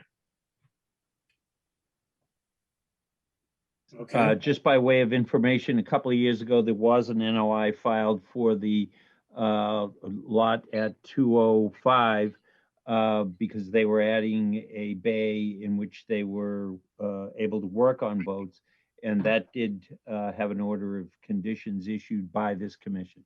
Yep. And 203 about 9 or 10 years ago. right. Okay. Seems pretty straightforward. Does anybody have any other questions on this? I don't see a real issue here. and there's no new paving for the boats to be No. located? No. Is there anybody here, or is there any other questions from the commission? Okay, seeing none, is there anybody here in attendance other than the commission that want to speak on this matter?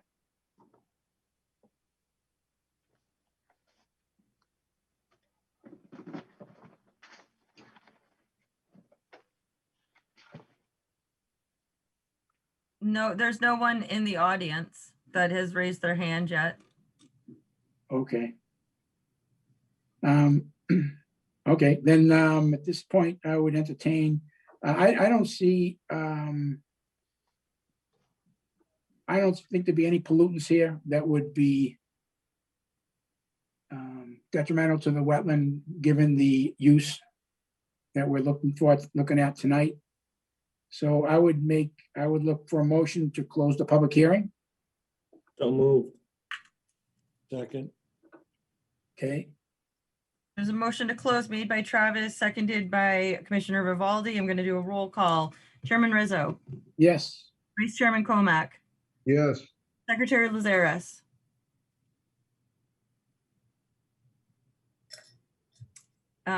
Stu, you're muted.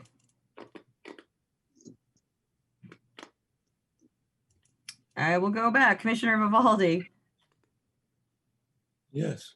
Commissioner Athos, Yes. Commissioner Wojcik, Yes. Commissioner Cavicchio. Yes. All right, I'm going to go back to Secretary Lazares. You are muted. If you want to vote on this, please unmute. Yes. Great. Okay, 7-0. okay. Then can anybody want to entertain issuing a negative determination allowing unfueled new boats to be stored on this property? So moved. Okay, Second. That was made by Travis. And who was that second? Me. Stu? Yep. All right, so it's a negative determination for the storage of 35, where was it? 35 to 45 unfueled new boats. So basically you guys are saying this is not considered a LUPL. Yes, correct. And I would expand further upon that, like in the sense that this is not actual fleet. It's ships that have not been ships of the fleet yet. Yes, correct. All right, so the motion was made by Travis, seconded by Stuart, and I do have to do a roll call. I apologize if I'm annoying you guys, but I don't want to do it either, but by law I have to. Chairman Rizzo, Yes. Vice Chairman Comack,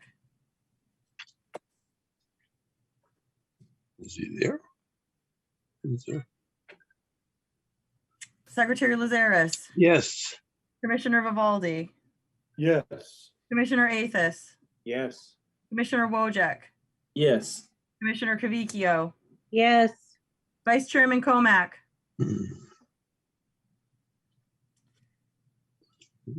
okay, so I guess that's gonna pass 6-1. No Bruce, unless Bruce signs on. You guys really should have your cameras on. I mean, if we want to continue having Zoom meetings, that is part of the law. You have to have your camera on, unfortunately. So no Bruce, that's going to be a tough one because he voted to close it. All right, so it passes 6-1 with Bruce not voting for whatever reason. Okay.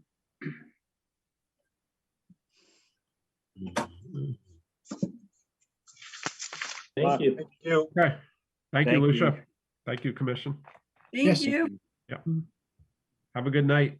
You too. Appreciate it. Good night. And Chairman Rizzo, before we go on, I just realized we do have a city councilor in the audience, and although he has not raised his hand, we do have to say Councilor McGinn is in the meeting just for the minutes so that everyone knows that we do have a city councilor here. Okay. I'm going to actually promote him to panelist so that he has the ability to unmute himself if he would like to. Very good.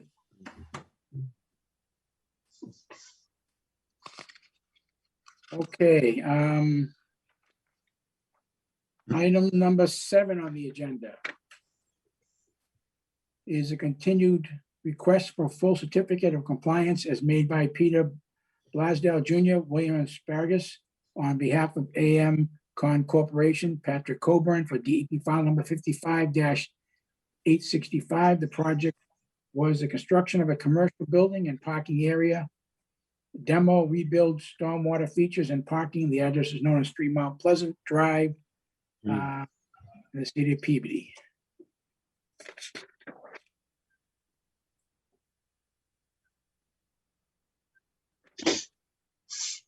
And Somebody presenting? Yep. Good evening. Thank you, Mr. Chairman. For the record, Greg Hockmuth from Williams and Sparagus, representing the applicant for the certificate of compliance request for 3 Mount Pleasant Drive. We were back before the commission for a request for a COC for this project at least 2 months ago. And at that time, there was still a few items that needed to be addressed. One of the main items was with respect to some pavement that was put between the project and Mount Pleasant Drive. The pavement that was put in place was not in compliance with the permit that was issued, and it made it virtually impossible to see where the sidewalk was. So working with both Lucia and Will Politz from engineering, we directed the client to bring the site back into compliance by cutting out the pavement and reinstalling grass, which he did. Unfortunately, some of the grass was backed over when he had a dumpster removed. So that's why it's taken us so long. They had to do it a third time. And during our last inspection, Lucia noticed that some of the pavers that were put in place were not permeable. The majority of the pavers that were required, well, all of the pavers that were required to be permeable were put in place. But what they had done is added more pavers in the front of the building. And those areas were originally supposed to be lawn. So the product they had in place increased the impervious surface, and it wouldn't it wouldn't allow water to infiltrate. So they cut those areas out and put in the suitable base and installed the same permeable pavers that they put around the building. So a few hiccups, they've sorted them all out. We did receive a letter from Will Politz from engineering, I believe it was yesterday, saying that engineering is satisfied. And the only item left, as far as I know, is just for us to remove the erosion controls carefully. But I didn't want them to do that until we had a chance to come back before the commission. But we're prepared to do so, certainly prior to receiving the certificate of compliance. I knew Lucia wanted to make sure that those were removed and that they were removed carefully. Other than that, I have nothing else to add. Okay, I'm all set. How about you, Lucia? Sounds like everything's been done. Yeah, it's been a long, it's been a long few years. So I think just the two things, I did receive a memo from Will Politz. I think it was like 2 days ago, short and sweet. He's okay with everything. There was one sign got mangled. I don't know what happened to it. It's the one closest to the road. Greg, is there any way that he could either replace that sign or like put signs that won't get mangled? Like, yeah, that's a good question. So he told me that it was vandals, and I believe him. It looks like somebody tried to bend it off the post. You can still read the sign. It could benefit from being flattened out a little bit, but Pat's fear is they'll put a brand new one and they'll just do it again. And the sign itself is metal, so they had to work pretty hard to bend it. I'm really not sure what else to do in that situation. I can have them straighten it out. yeah, I would say maybe that honestly now it does sound like there is that's like a walking area, which is why I've been so, that was one thing that I was annoyed with, is that they are parking their cars on the sidewalk because the sidewalk doesn't really have any huge demarcation from the actual parking lot. So I don't know, maybe that's why the kids vandalized it, because they were mad that they had to walk in the road. I took a picture when I was there, and I don't know if this is something that you guys can even control. I forwarded the picture to various departments in the city, and no one seemed to care that they're parking on the sidewalk. So if no one else cares, I mean, I'm not going to be pushy about it. So I'm thinking I do still need to give you some duck signs to put. Maybe we can put the duck signs on top. So the day that you go out to remove the erosion controls, I can meet you out there with the duck signs, or you can meet me at City Hall. And I think you can glue them. I don't know if you can nail them into granite. I'm not really sure how Yeah, you. we'll secure them with some type of epoxy or something that will make them not move. Okay, and then I would just have the recommended conditions I would have are that the O&M is in perpetuity and the maintenance reports need to be filed annually via email on 10/31 every year. 4 granite posts are in perpetuity. Only low phosphorus fertilizer is allowed on the property, and the snow disposal guidelines submitted with the stormwater report on 2/2019 is in perpetuity as well. Okay. I mean, if the city has an issue with the people parking on there, you could, in the area which is adjacent to the porous pavers there, you could paint a 5-foot green sidewalk. And maybe that would, indicate to people that it's not for parking.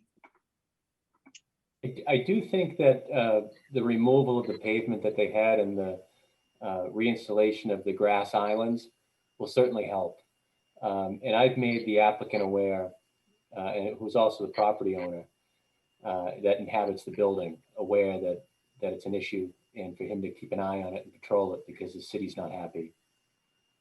Yeah, because the photos the photos we're looking at, there's a white truck parked right on the sidewalk. Yeah. You can also forward that to Sergeant Harkins. All right. I have it on my list. I forwarded it to a group of people and I got crickets. No one seemed to care. But I did talk to Will yesterday and he actually mentioned the same thing. I think he said Captain Richards and the name that you just mentioned as well.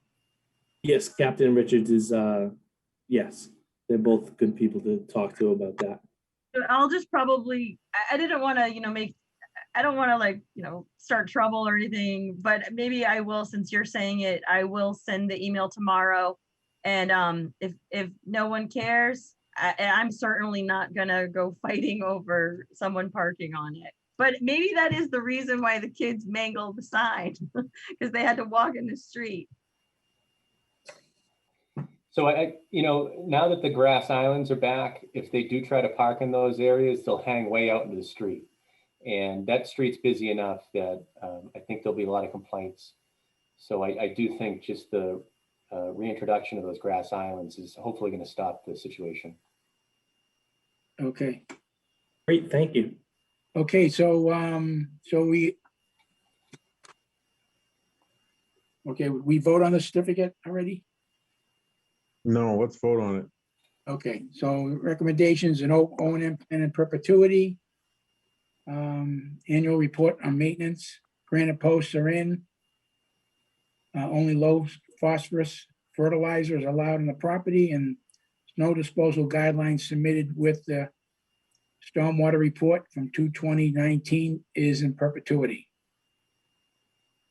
Let's take a vote.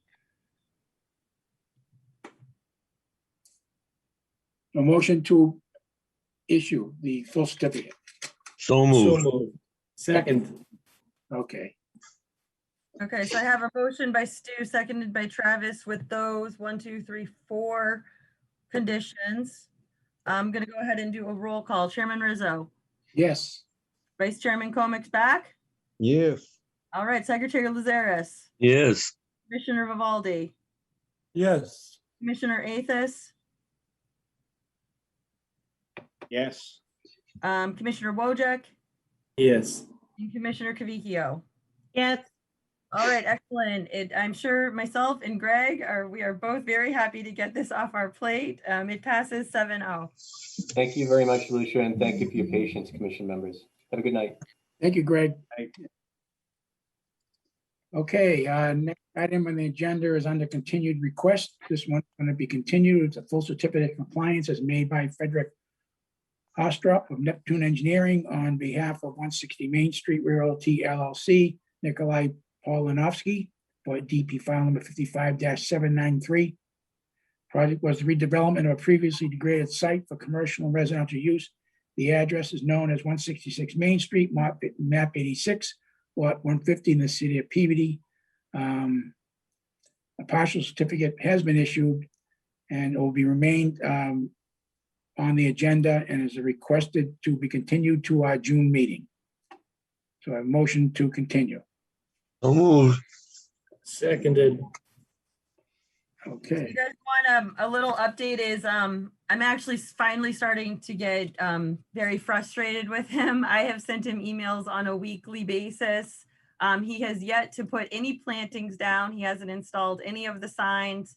And I mean, he's got to get this stuff planted before September or, it's not going to get planted this year. But anyway, I am going to go ahead and do a roll call. Chairman Rizzo, Yes. Vice Chairman Comack, Yes. Secretary Lazaris, Stu, you there? Yeah, I'm here. Yes. Commissioner Vivaldi, Yes. Commissioner Athos, Yes. Commissioner Wojcik, Yes. and Commissioner Cavicchio. Yes. All right, so hopefully that he gets some plantings done and there's something to talk about in August. Okay.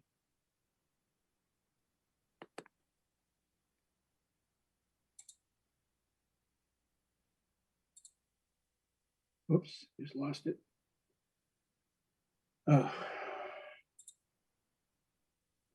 Okay, next item on the agenda is item number 9. It's a continued request for a full certificate of compliance as E.J. O'Sullivan Haven Contracting Corp. for DEP Fund 55-874. The project is known, redevelopment of a previously degraded. Oh, gosh. Sorry, wait a minute. I was looking at my screen because I lost my screen. The project was the construction of a new parking area and detention basin. The address is known as 22 Johnson Street, map 34, lot 12, in the city of Peabody. I'm not sure anyone's here because they just submitted paperwork that Will Politz was looking for this morning at like 9 a.m. and Will's on vacation until Monday. So he certainly is not looking at it until Monday, the earliest. Okay, I think the information that's come in is probably gonna satisfy Will, I would think, but I'm not, Will needs to sign off on this. So we'll just continue this. Sure. So moved. Second, Hi, Stu. Author Stu, and I'm going to do a roll call. Chairman Rizzo, Yes. Vice Chairman Comack, I have to recuse myself. well, I got to write this down then. Secretary Lazaris, yes. Commissioner Vivaldi, Yes. Commissioner Athos, Yes. Commissioner Wojcik, Yes. Commissioner Kravicchio. Yes. All right, so it is continued until August 4, 6-1 with Bruce not voting. Okay. So there is no July meeting? This year, there's no July meeting? It's at Brooksby. That's what you guys decided. I sent a million emails out. I mean, it wasn't my decision. We're meeting at Brooksby, Bruce. That's not a meeting. I'm asking, we're not meeting, there is no July meeting and the August meeting is the next meeting? Correct.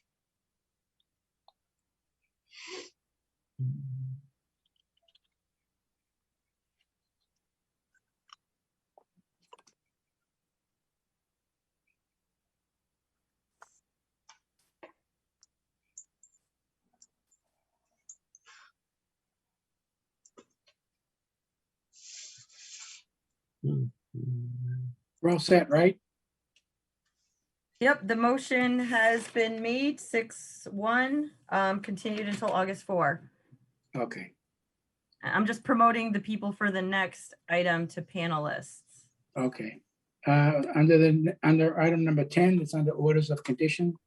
The public hearing on an amendment request for an existing order of conditions for DEP Fund number 55-878, submitted by Mohammed K. Amin Architectural Planning Interiors, Boston Mazzari Corp. Owners.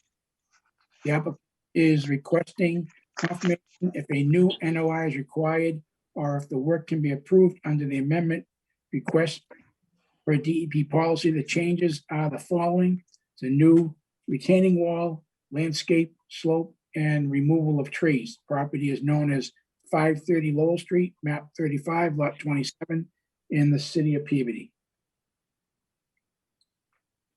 I believe I promoted everyone who I think I'm trying to promote. I thought Mark Fournier was the builder, but for some reason it's not letting me change him to a panelist, so he might be calling in on a phone. Who's supposed to be in the meeting? Did I promote mostly everyone that should be? There's Mark. Yes, you're good. No, Okay. good. What about this Islamic Cultural Center of Medford? He doesn't need to be promoted. We should be good here. Okay.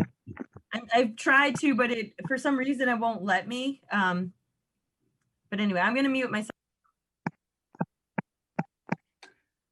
All right, brother, I mean, do you want to share your screen or you want me to share the screen and you can explain? If you have the ability to share your screen, please share. You should all, now that you're a panelist, you should be able to share your screen. Okay, I can really share quickly and just tell you exactly what we are planning on doing. So everything is staying exactly the same. Let me know when you can see my screen.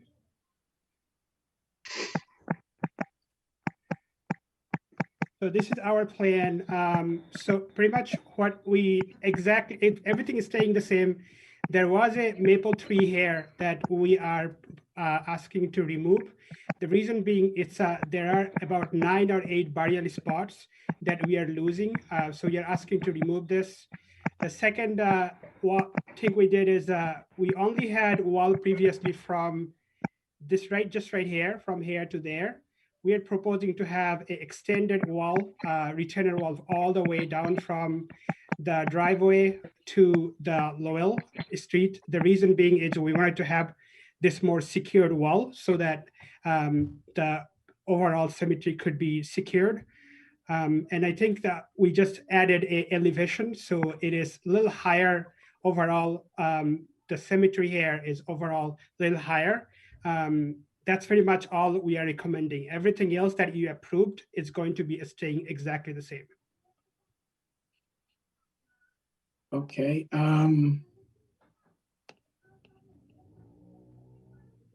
So I'm trying to understand the so the need to add the wall. How many feet of wall are you adding? Quite a bit, all right? The whole length of that, looks like the whole length. Well, there was already a wall proposed in the lower right corner. There was a section of wall as part of the original project. Yeah, the wall we had is brother. I mean, if you are here, if you can help me out here. So just this corner right here, if you can see from this right here, just from this wall to this side. But our architect and the civil engineer, they both got together and they're proposing the wall all the way. So they're saying because of the wetland, that will secure better overall symmetry for us. Okay. Now, the height of the wall, is the height of the wall like 7 feet?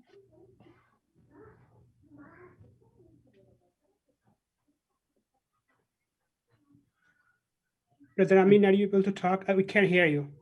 You can't, can you hear me? Yeah, we can hear you, but Mohammed Haq, you can't hear you if you wanted to unmute. Okay, so the wall, the proposed reinforced cantilever wall looks like it's about 7 feet from the footing, top of the footing to 7'6" to the finished grade where the walk is. Yes. Okay, so I'm a little confused because you're showing symbols for earth on the right side of the wall, yet where is the proposed grade on the fill side of the wall? On the right side, it's I don't see whether the wall, even though the construction of the wall is 7 foot or 7'6" or 8 feet, but the height of the earth behind the wall is going to be what? I don't, it's not shown in the plan. Engineer Hawk, we can't hear you for some reason. Are you able to unmute yourself? And we have the engineer here too. Can you hear me okay? Yes, I can hear now. Okay. Okay, so this other side, we don't know the height, like it is the lowest level. So we are elevated like, the landscape, and we keep the, the ground level height to the wall. And the other side is the the lowest level that is like, for wetland. So we don't know the exact height. Different side has a different elevation. So we just assume like, it will be 1 feet or 2 feet lower than the height. Okay, because you're building a pretty big wall. Yes. So my question of this, there's a walk, there's a proposed walk or path that goes around the rear of the cemetery. Yeah, and, top. Yeah. And it's constructed partially on top of your wall. Yes. So if there's a 2-foot path on top of the wall, and I don't know what the drop is from the top of the wall down to the ground, but if it was 3 or 4 or 5 feet, then that's a hazard. There's no fence or railing. I think this is 1 feet or some places 2 feet, not more than that. Okay, well, you got to show us. You got to tell us that. We need to see it on. We need to see. Hold on. I think there's only area that we talked about that having a fence. It's just from this side because this is going to be quite a bit of height here.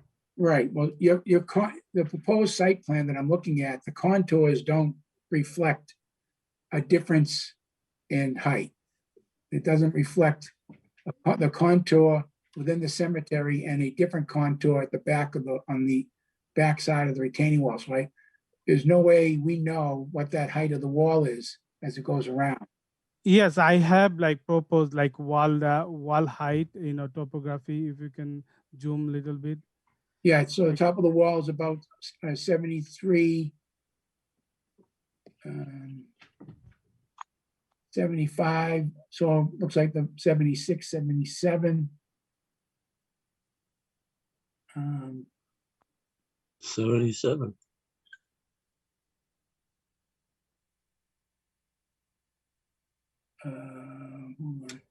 So I have 77, 76, 76, 75, and 74. It goes as you go lower.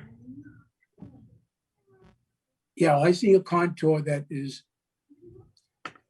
looks like around 74, 70, and then your top of the wall is 75.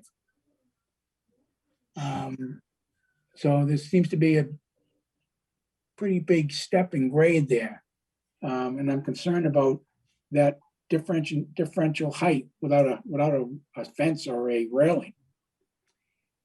Yeah, I think the walkway is not going to be important for us. We're just going to start with the retainer wall. The walkway, it might be a later on project. It doesn't It's matter. important because of that we have secured the cemetery area. This because the wetland. If you look at the lower level of the plot, it will be risks of the water. Because we have just green burial 5 feet deep. We have to put the body. So there's a possibility if we couldn't the boundary wall, the water coming and break our the plot. So that's why we would like to secure the wall. Yeah, I don't have any problem with the need for the wall. I don't have any problem with that. I just don't. You're missing my point. I see a difference in elevation, potential difference in elevation from the top of the wall to the grade on the wetland side of somewhere between 4 and 5 feet in height. Some of it's 7 feet. Well, yeah, I'm as much as 7 feet, but I can see by contours they're at least 5 feet at one location. And if there's a burial plot 5 feet from there and somebody goes there to visit, what's going to prevent somebody from falling off or falling over that wall? Is it possible to add a condition that to have a fencing for anything more than 5 feet height or maybe 4 feet height? Yeah, well, 3 feet, probably 3 feet. Yeah, we can definitely add that condition to it. Anything over 3 feet, if we want to do in a walkway, we can definitely add that fence to it. The reason we ask is that we do have a few of our brothers who reserve plot, they already passed away, but we couldn't use it because we really need to finish it. So we wanted to finish this even without the walkway. And then when we do the walkway, we will make sure to follow the condition of anything over 3 feet, we'll have the fence there. I think you need a fence no matter what you do. Yeah, I think the fence needs to be put on there. I think you need a fence no matter what. Okay, yeah, then we can. I don't have any objections to the wall. I'm just concerned about making it safe, because whether you build the path or not, once that wall's built in and you grade that, I wouldn't want any activity, any burial activities or people going there to visit and not have a fence constructed when the wall is built. Okay, what if we add a condition of anything over 3 feet to have a fence there? Well, even 3 feet, even 3 feet's a lot. I would say anything over 2 feet. Okay. Mr. Chairman, Yes, I think that this whole wall should just be fitted with a fence because the vast majority of it is 3 feet, more than 2 feet. But in any event, there's different conditions that you could, different types of fences, railings, any sort of, like, whatever floats your boat in terms of fencing, as long as it's protective. I think this commission, speaking on for myself, I would be receptive to different designs for a fence. yeah, I'm okay with that. I think the fence, the fence really should go almost the whole length of the wall. At the very beginning, the top of the wall is 77, and the adjacent contour that's closest to that is what? 68. Is 69.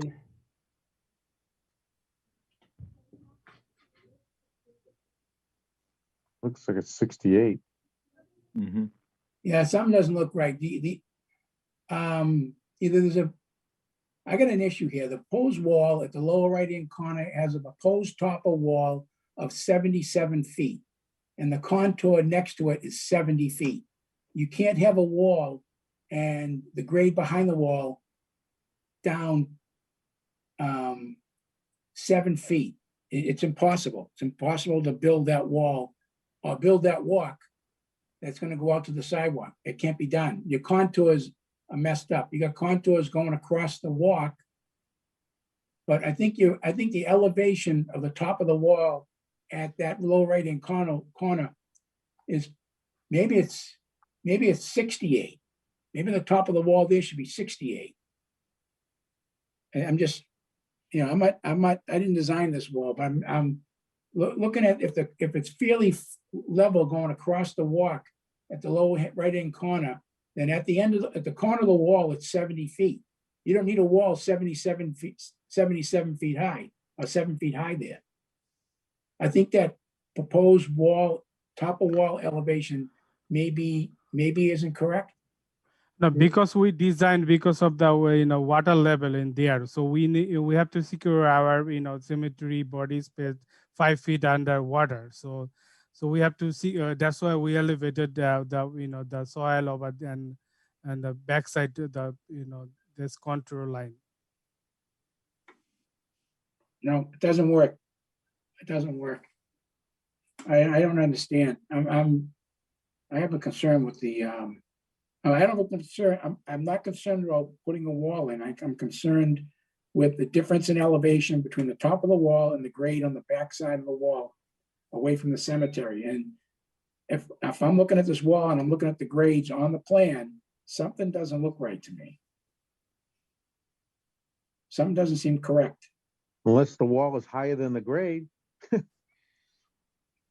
Then the contours aren't right. Then you don't have proposed contours on there.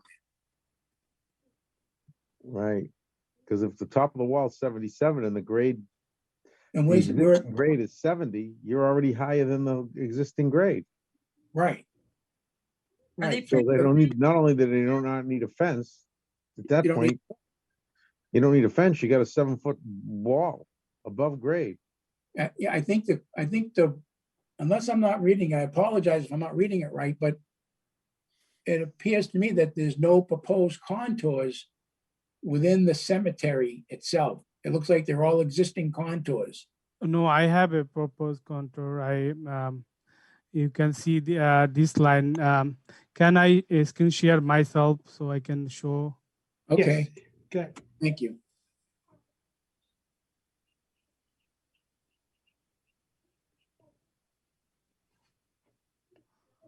I think you see it, the plan. So this one is proposed contour. You can see 74. It is going to 74.5. Like we have like flat contour from coming all the way here. So you can to 75.5. That one 75, 74.5, 74. Then this contour is 73.5. This is like, just kind of, gentle slope I created from all the way here to the back. And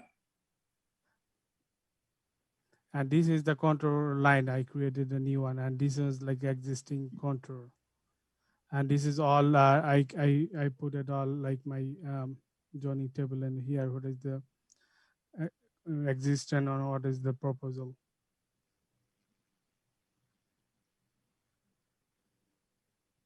Okay, it's just, all right, I just can't, I'm having trouble seeing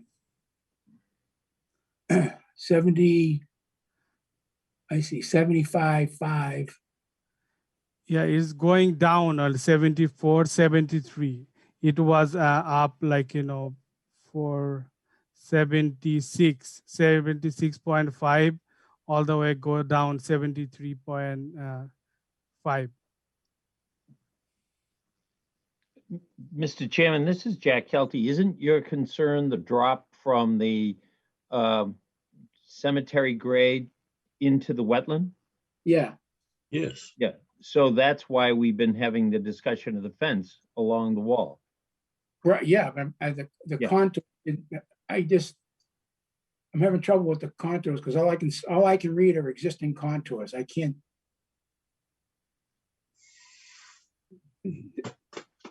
So you can see through this one now, 74.5, 74, 73.5. This is the new proposed contour. So is this almost parallel to the plot lines? Right. Okay. This is gentle slope, very 6 inch, like, going down, like kind of very gentle slope. So it's the water, if anything, water coming here, if anything, like water coming here is coming all the way back there, and it is a drain. It's going down. But we have a main concern because of the expensive wall we propose here, because of the wetland area. There's some plot have various, when we're digging out the individual inside, the water coming right way. So if nobody want you, like any people that, they're digging their body and see their water coming up. So we have to have like kind of the burial wall to secure, like, not coming water from the wetland to our, the plot area. So it is very expensive wall. We're not gonna do because of the people, like, are burying here. It's very important for us. Yeah, no, I'm okay with it. I just couldn't see the grades. I couldn't see the contours, and I'm seeing them now. Yeah, we have like a contour. It's better. You can see the road line. You can see to like this. It's very easy. All right. You can see. Okay, then let's just leave it at that. We'd like to see a fence along the whole wall. Yeah, definitely we can do, like, whatever whatever condition we can give it to us, and we're willing to do. But it needs to be you should let us know what kind of fence it is. It needs to be a fence with posts that's going to last, not snow fence or something. It's a fence that's got post, and either if it's chain link, then it's got fabric. If it's a wood post and rail fence or something, whatever you. How about chain link fence right on the concrete wall? That'd be great. Yeah. Michael, don't you think we need a detail of it? Well, I know what chain link fence looks like, so if they say it's chain link fence, then they can put a chain link fence, whether you want it vinyl or just for yourselves. But a chain link fence would work great. How many feet you want over the retaining wall? How high should the fence be? You mean? Yeah. Yes. I'd say 3 or 4 feet anyways. Okay. 3 feet, we'll put all the way. Okay. Through the chair, if you are putting a fence up now, is that going to eliminate the need for all the granite posts? I think there were 17 granite posts. It seems like, where are we gonna fit them at this point? Would you rather have the 17 signs placed on this fence and put the fence in perpetuity, and then that way they can save some money on that granite? Yeah, that'd be fine. That'd be a good idea. I I think that the post we put in, because we are considering alternate retaining wall, some maybe metal or some other materials other than the concrete. But I think the concrete probably will be the best, and put the fence on the top of it. That's why we put the post. So if we put concrete walls, we don't need those posts anymore.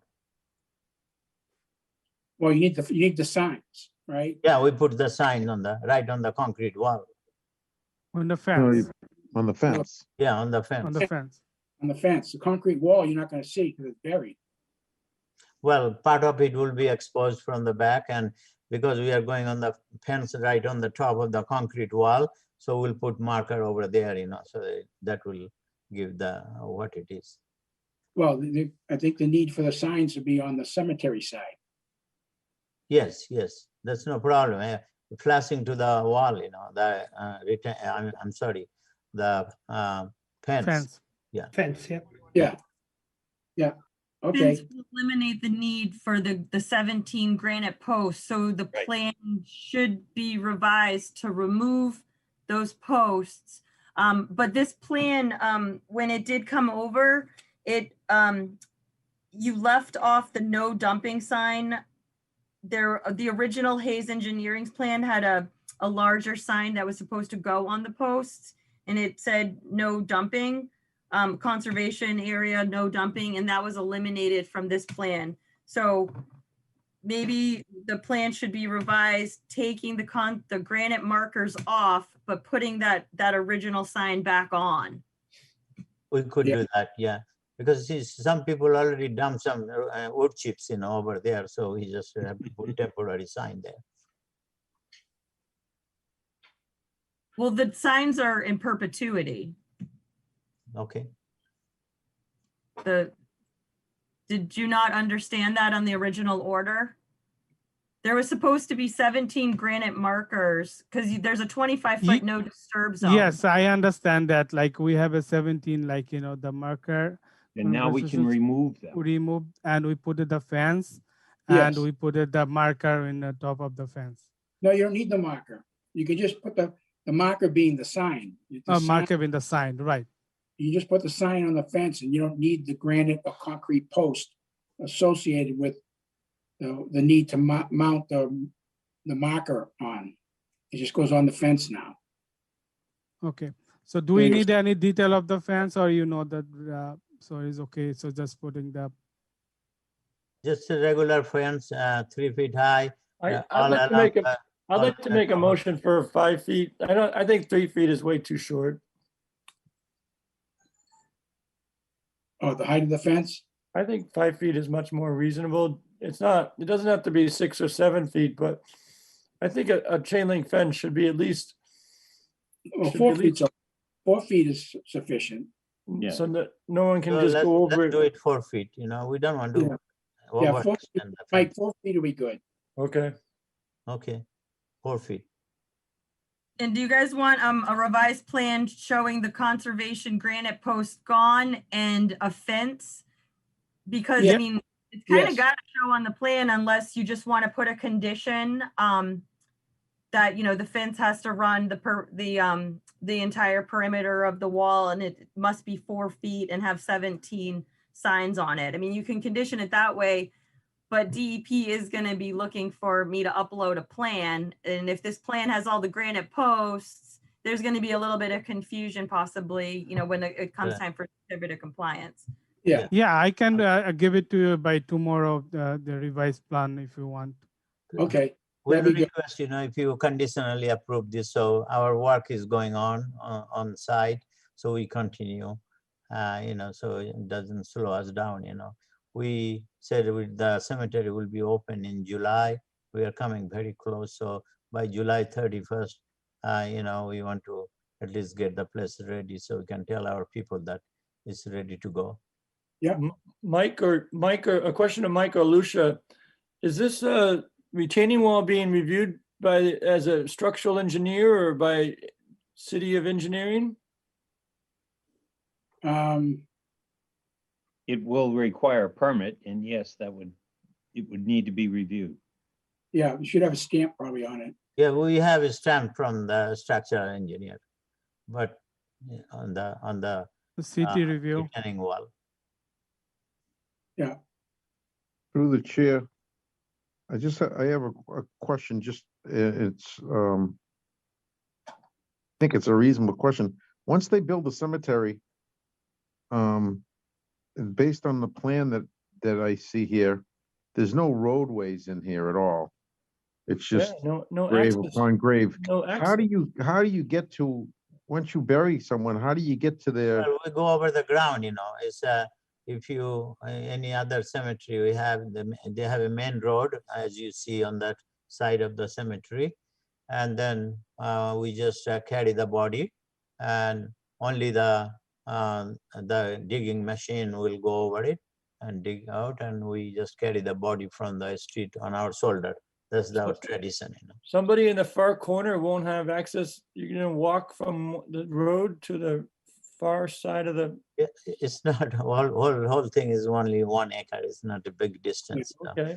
And we'll have no problem doing that. So you actually do use a machine to dig for the bodies? Right. We will need a machine to dig the body. Dig the ground, and then the casket we carry a short distance up to the grave on our shoulder. That's our tradition. And then we lay the body down, and then we walk back, and that's it. We fill up the hole, and put grass seeds over it. Now, all the soil, when they do the excavation for the body, Yeah. and you bet all the soil stays right there. There's nothing. Right. Soil. What we are doing now, there are some dumping, granite, broken granite from some other places and all kind of trash. So we remove them, and now they're combing the whole site. So any other granite dumping or anything, any other materials, only alongside the side of the Lowell Street and the little private street, we found some dumping. So they clean everything up, and then they will, whatever, if there is any need for any fill, then they will bring, fill, gravel, soil, and fill it up. And on the top, we'll put about 6-7 inches of topsoil for grass seeds grow. Okay, so when it so once it's ready for burials, then once it's ready, no soil will leave the site. Right, no soil will leave the site, absolutely not. Whatever the soil and the trash and the granite, broken granite, so which over the years they dump it over. No. His question is different. He's talking about when the people bury, soil dumping another site. We're gonna keep it same place. That's what I'm trying to explain. So once it's level up, no soil will be removed from that site or bringing it in.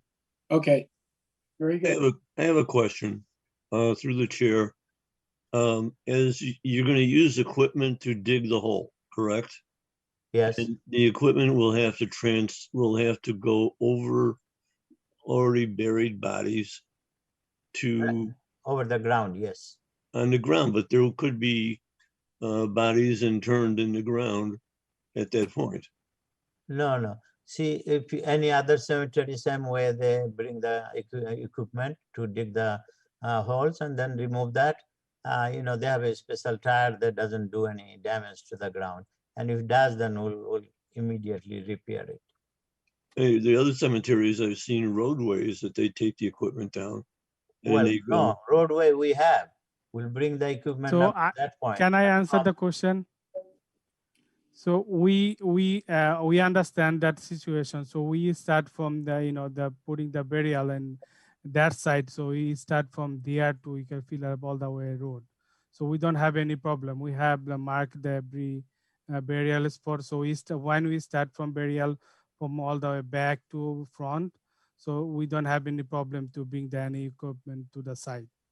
So always we start from the all the way in to all the way the roadside. Yeah.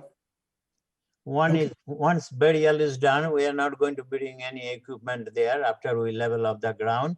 That will let only the snow, what they call lawnmower type of small equipment we might need to cut the grass, That's fine.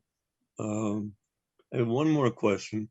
And again, I'm not familiar with burial law in the state, or certainly burial law in your religion, but do you have to put a concrete liner in the ground for the coffin? No. No, do that.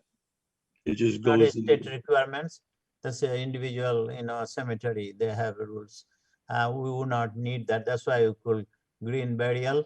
We usually lay down the body on a pine box or something like that, a simple casket which dissolves in the sand. in the earth, with the right? nature. Yeah, that's how we. That's why we call green burial. Okay.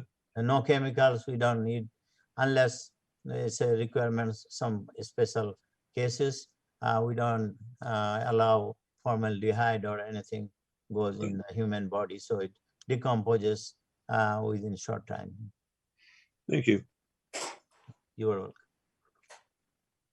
Okay. Okay, so make sure, I see, Rand is already stamped.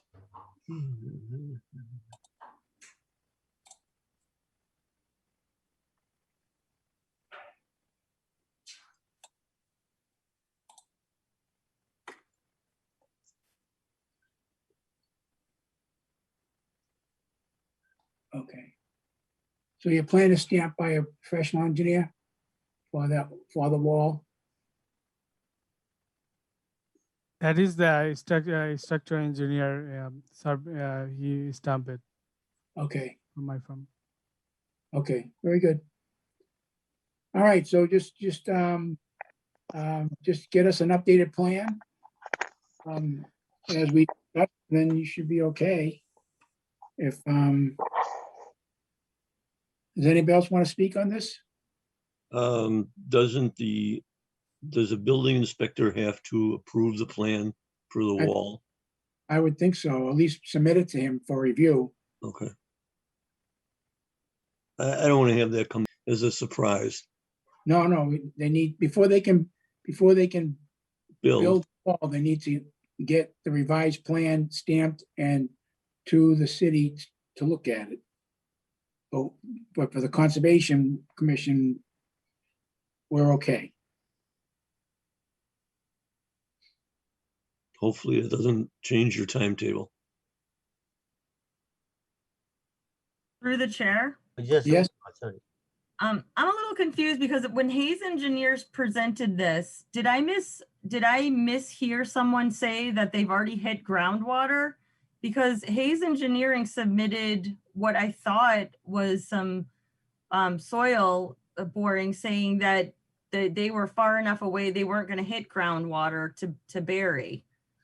Well, I just, let me explain to you, because engineering work is done, everything is done. We need at least 5 feet, that no water to bury the body, and we found out that's around 4.5 feet. I mean, I was there, and dug holes in the lowest portion. That 4.5 feet down, we see the water.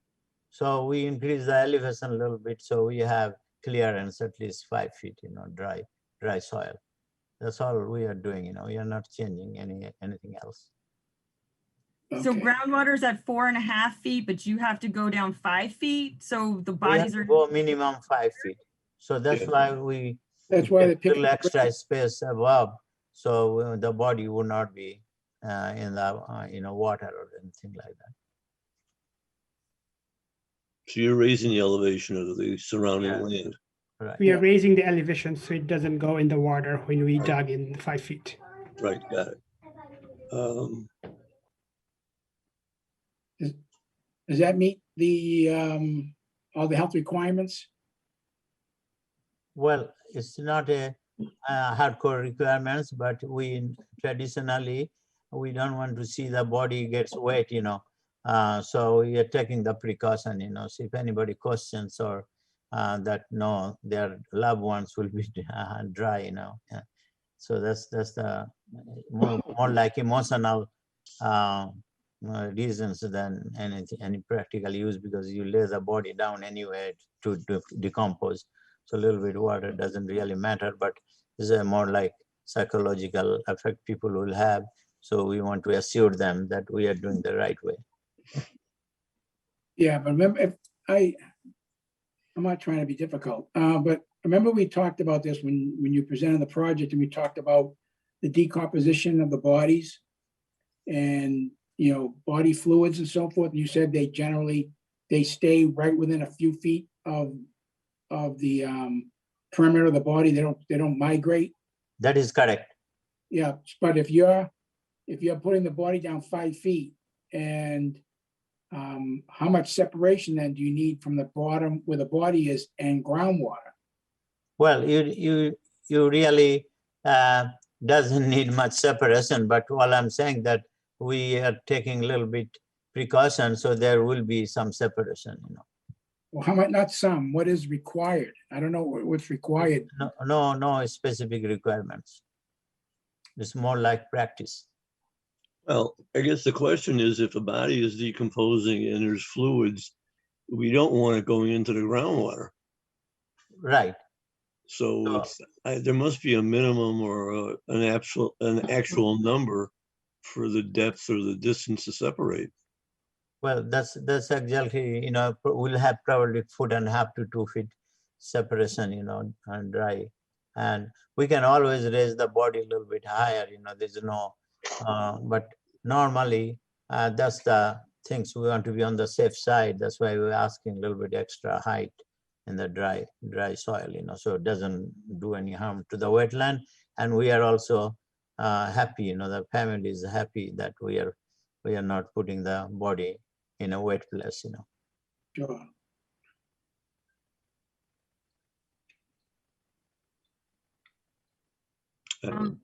Chair, what happens if groundwater fluctuates though, and those readings that we got from Hayes Engineering were done like during a dry season or something, and it ends up that the groundwater is actually much closer? I mean, is this going to be a mess of a property for you? We went there after 2 days of heavy rain. That was I think the highest level of water could be. And that's what we observed, we intentionally went there right after 2 continuous 3 days of rain, and the ground was wet and everything, so we took all the precaution to environmentally and also for our families who will bury their, loved ones over there. Lucia, do you have elevation of groundwater based on what Hayes Engineering did? Yeah, give me a second. I might have uploaded it to the OneDrive. I'm just looking to see if I have it handy here. I'm not great at reading these things. So can I explain? So this water level is for doing a Hayes Engineering, and this was like, the water level marker. Oh, okay, So there it is. Yeah. they did it, and this is the number for water level. Oh, good, you have that up there. Yeah, everything is there in drawing. Oh, okay, you should be all right. Yeah, you'll be all fine. You'll be all right. Yeah, you got that. You got enough. I think you got enough separation there. Could you have 70, roughly the elevations of the site is around 76. So if you're down 5 feet, you got plenty. Yeah, I think you're all right. Yeah, I'm doing very like, it is very emotional for our community. So I very calculatively designed this one. Yeah. And I know I'm right. So I did the math before I present to you. Okay. The committee. So you did the right thing by picking the grade up a little bit just because of what you found. Yes. Okay. Thank you, thank you. Okay, I think I understand it better now.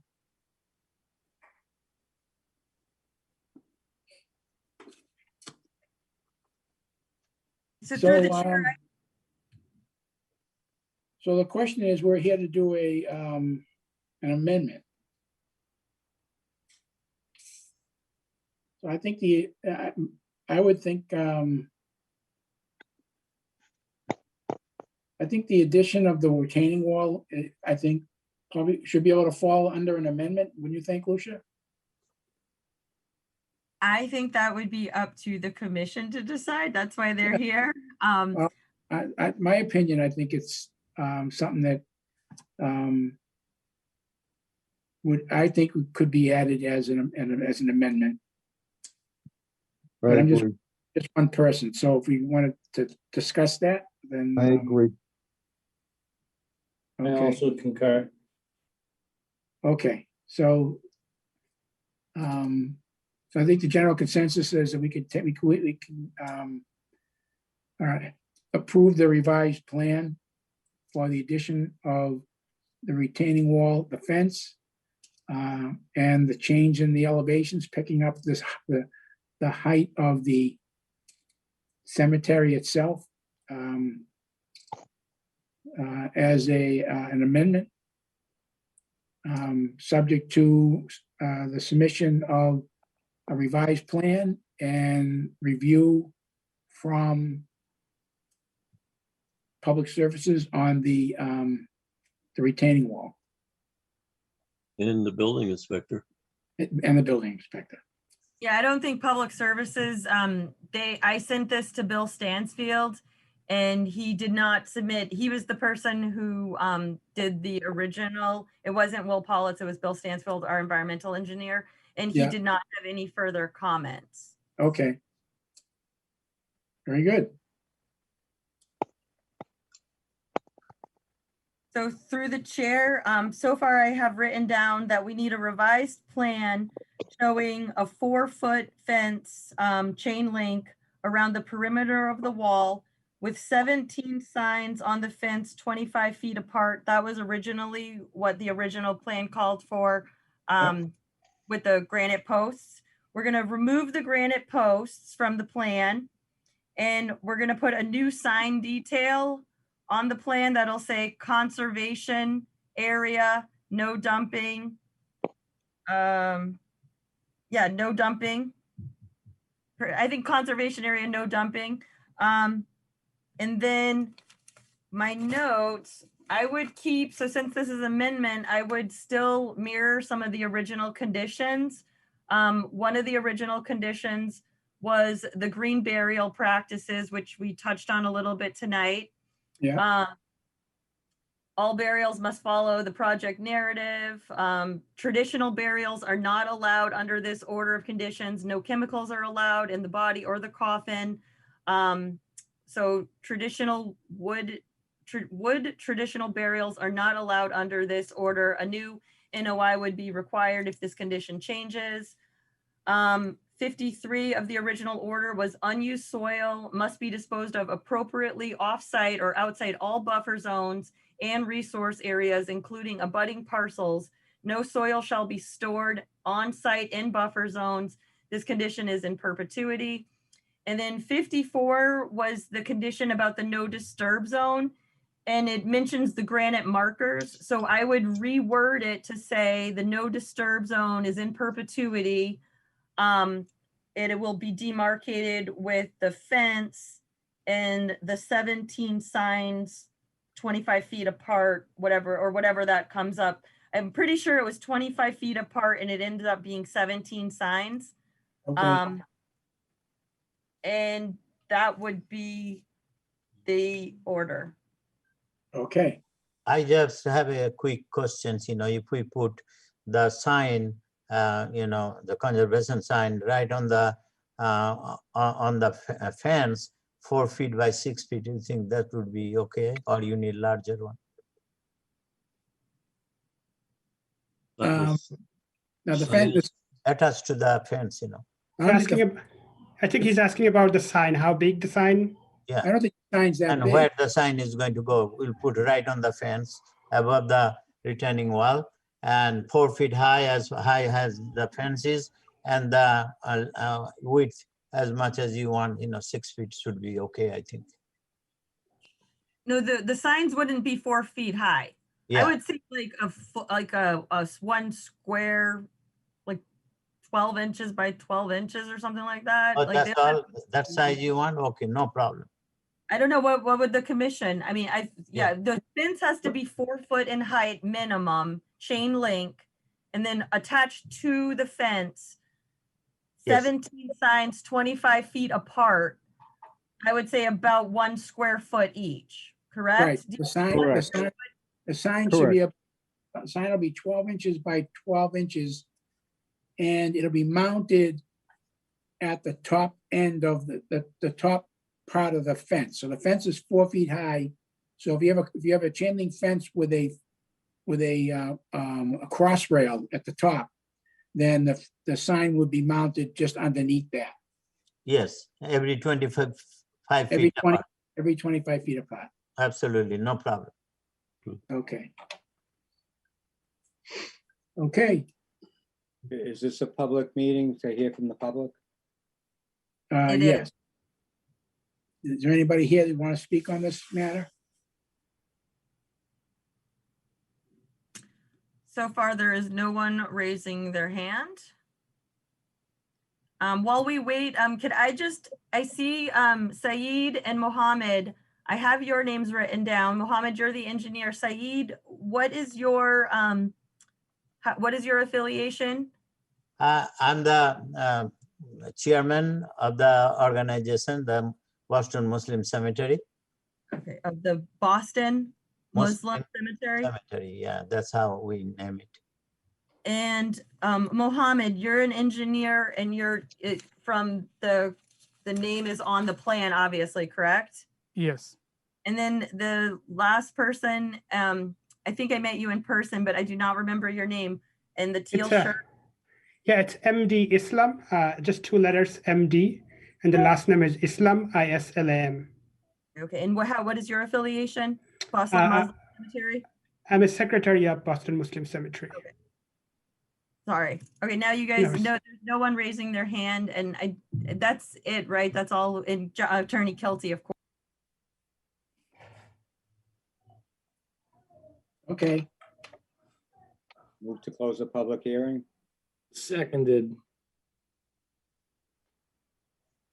Okay, the motion was made by Arthur, seconded by Travis. I'm going to go ahead and do a roll call to close. Chairman Rizzo, Yes. Vice Chairman Comack, Yes. Secretary Lazares, Yes. Commissioner Vivaldi.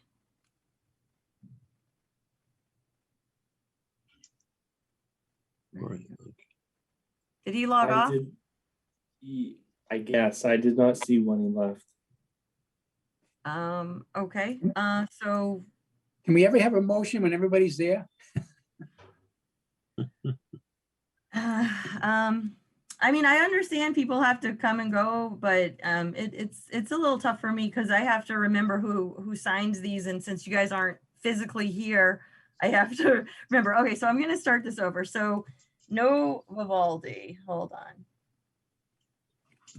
So I'm going to do this again. I'm sorry because I got a little thrown off. Chairman Rizzo, Yes. Vice Chairman Comack, Yes. Secretary Lazares, Yes. Commissioner Athos, Yes. Commissioner Wojcik, Yes. Commissioner Cavicchio. Yes. All right, so 6-1 with no Vivaldi voting. And now you guys are good to do the motion for the amendment. Motion to issue an amendment. Motion to amend the order. Second. Now, someone needs a motion, then second. Oh, so moved. Seconded. I'm gonna put Travis down and I'm gonna go, and that motion is with all those, with the revised plan and those changed conditions, fence and all that jazz we just spoke about. All right, Chairman Rizzo, Yes. Vice Chairman Comack, Yes. Secretary Lazares, Yes. Commissioner Athos, Yes. Commissioner Wojcik, Yes. and Commissioner Trevicchio. Yes.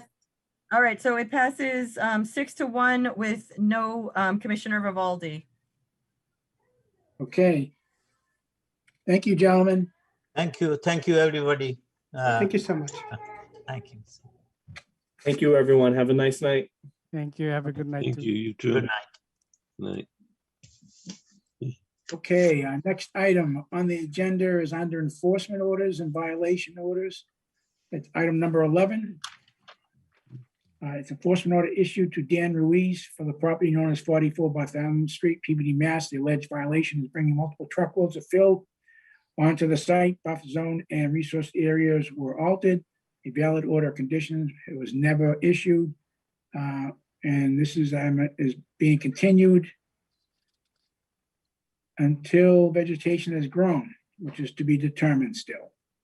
Motion to issue a continuance. Well, has Lucia been to the site? I have been in touch with Bill Manuel. I've been talking to him about it for a month. And I think he was planning to come tonight, and then I realized tonight was going to be an insane meeting. And I was like, why don't we just give it a little more time to vegetate, and we can touch base in August or September. Motion to continue to August or September. So moved. Second. Second. Okay. Okay. I am going to do a roll call. Chairman Rizzo, Yes. Vice Chairman Comack, Yes. Secretary Lazares, Yes. Commissioner Athos, Yes. Commissioner Wojcik, Yes. Commissioner Trevicchio. Yes. All right, 6-1, no Vivaldi. Okay. All right. Moving along. Someone keeps All right. raising their hand. I think it's for someone that you guys already continued. Do you want me to let him speak? It's Mike from Haven Contracting, Which item? 22 Johnson Street. You already continued it till August. Yeah, we're continuing it, right? He has his hand up. He must have just came into the meeting and wants to know why he hasn't been heard. That's what I'm assuming. Ugh. Are we gonna reopen this? Well, I mean, if you guys want to vote on it without Will Pollitt looking at anything. We're not gonna vote on it without Will Pollitt. I'm not gonna recommend to vote on it until Will looked at it. I'm assuming that all the information's there and the calculations aside. I read the letter and stuff. Looks like all the calculations have been done and looked okay to me, but Will's gonna make the decision. So what's the discussion? Once Will says it's okay, we're good.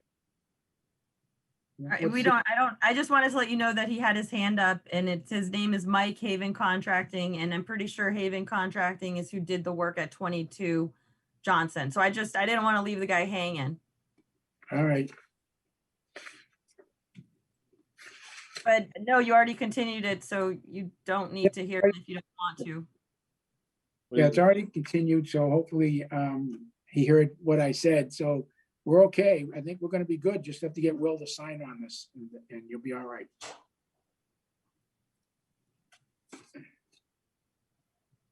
Was he here before the Boston Muslim Cemetery item?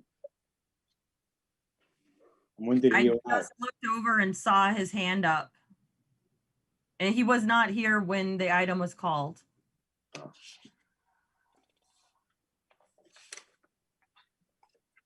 Well, I don't want to I'm not gonna reopen it because people who may have been in attendance, That's right.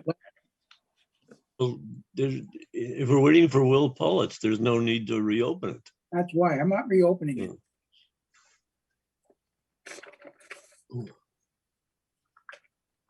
I think they're all set. I think they're there once Will signs off, so. Through the chair, I would like to read, Mike did, I asked that you guys, if you leave the meeting, you text me, and at 9:35, Commissioner Vivaldi did excuse himself. So he left the meeting appropriately, and we do still have a quorum of 1, 2, 3, 4, 5, 6 people. One person doesn't have their camera on.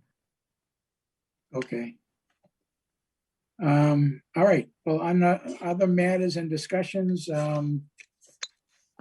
We can go back to the beginning then. In the beginning, there was Chairman Rizzo to appoint one person nominating committee for commission officers.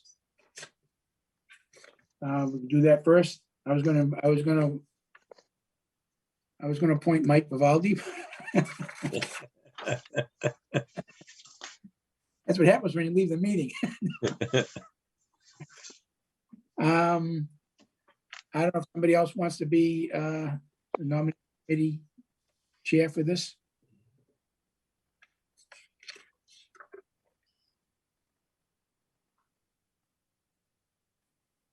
Anyone? I will, I'll rise. Okay. All right, this is something that we'll do at the next meeting, Lucia? Yes, exactly. So if Okay. anyone wants to be nominated, you have to let the chairman know and then, or I guess let everyone know that you're interested and then, I don't really know. I never really, Frank always took care of it. Yeah. And he's no longer with us. I think the present officers are doing an excellent job.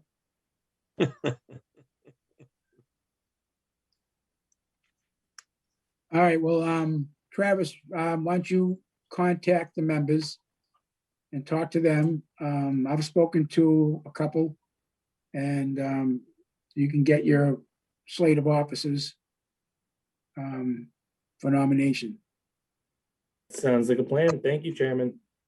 Okay. All right, under other and discussion items, Stu, update on CPC filing for PBD Lakes and Ponds. We have got approval from the CPC for money to be spent to clear out Elginwood Pond and Mill Pond. We're waiting for the mayor to approve it. And I think the city council has to vote to give us the money. Is that right? Yeah. So we're waiting for those to happen. We were trying to get this to start in late summer, early fall. And given the time and COVID and everything else that's going on, it looks like it'll be delayed until next year for any of the mechanical things. In the meantime, I've been working with Solitude to get rid of the invasive plants in all the lakes and ponds using chemicals. And that's, for, that works. It just takes time to kill them. They got to come up and they got to show up and then they take care of killing them. But my thought was if we can get all these plants out of the water that way, then the mechanical harvesting or the mechanical part of digging up the roots and all that stuff is much easier. The plant's not in the way. We were looking for a place to put the material, the debris. And the only place I've come up with myself is there's gravel pits behind Crystal Lake. As you go up towards, was it Johnson Street? Yeah. There's old gravel pits that are there. And the debris could be brought there to dry out. How would you get it there? Truck it, I guess. Because there's really no, I don't know if it's accessible to a truck. We walked down there. Because we talked about using that when we were talking about how we were going to dredge the Crystal Lake. Right. And we're talking about pumping to that location, but I don't know if you can get access. I'm trying to think of an access for vehicles back there. It might be. Well, there's a road back there with a gate. There is a road that goes down off Johnson Street with a gate. That's from the water department, right? I don't know who, I don't want to say Department of Public Services, but yeah, the issue has to do with transporting of wet material through this, through the city, and we have to look into that because I guess the city was fined for that or dinged for moving the fill from Crystal Lake when it was still wet. Yeah. And I don't want to repeat that situation. So Yeah. we have some work to do. But in the meantime, I'm trying to work with Solitude to kill off the vegetation. And we're going to pursue that all summer. They started treating the ponds. They did some in June and they did some in May. Again, I say some, they did the treatments for each of those months for the ponds that we specified. We can only put algicide in the drinking water ponds. The rest of them I can put in herbicides and algicides. And so that's the plan. We did a good job last year of clearing out Devil's Dishful. I see the plants are coming back, but that's the matter of just, attacking them. And that's, where we're sitting. I have another project I'm working on by myself, if you want to. This is like if we're clearing out lakes and ponds, I'm looking at clearing out rivers and streams. And there's a group in the state called Mosquito Control People. They will come out for free because we pay into their service. They'll come out and dig out the plants in the rivers and streams. And the more stuff we can get out of the rivers and streams, the more water they will hold. So it will reduce the flooding. And in order to facilitate this, I got a hold of Captain Lewis from the fire department. They have a drone. And we took a flight with the drone up part of Goldwaith Brook. And they took stills and they took movies, and that stuff was sent off to mosquito control. They thought it was great documentation. They could do all kinds of things. I'm waiting for the fall when the leaves are off the trees, and we'll do all the rivers and streams then and put it in for next year. Very good. So great work, Stu. Thank you. All this stuff is free. It's like, and I shouldn't be the one doing this. This is Department of Public Services stuff, Well, it's awesome that you found it in the first place. Can you send the drone footage? I'm sorry? Can you send the drone footage? I can if the mayor permits me to. Okay, when it's available, just when it's available, because I think that would be something neat to share with the commission. Oh, I agree. I've asked the mayor a couple times, so we'll see. And he's been kind of busy, but we'll get it. And it's, it's an easy way to do it. It's cheap. We own a drone, and it's available. So I will pursue the mayor to let us see it. Okay. Excellent. Okay, moving on. Tree requests, 6 LeBlanc Drive and 45 Longview.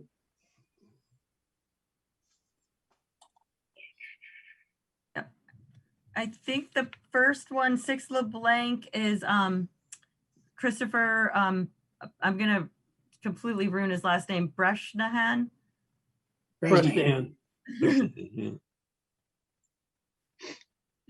Can you hear me now? Yeah.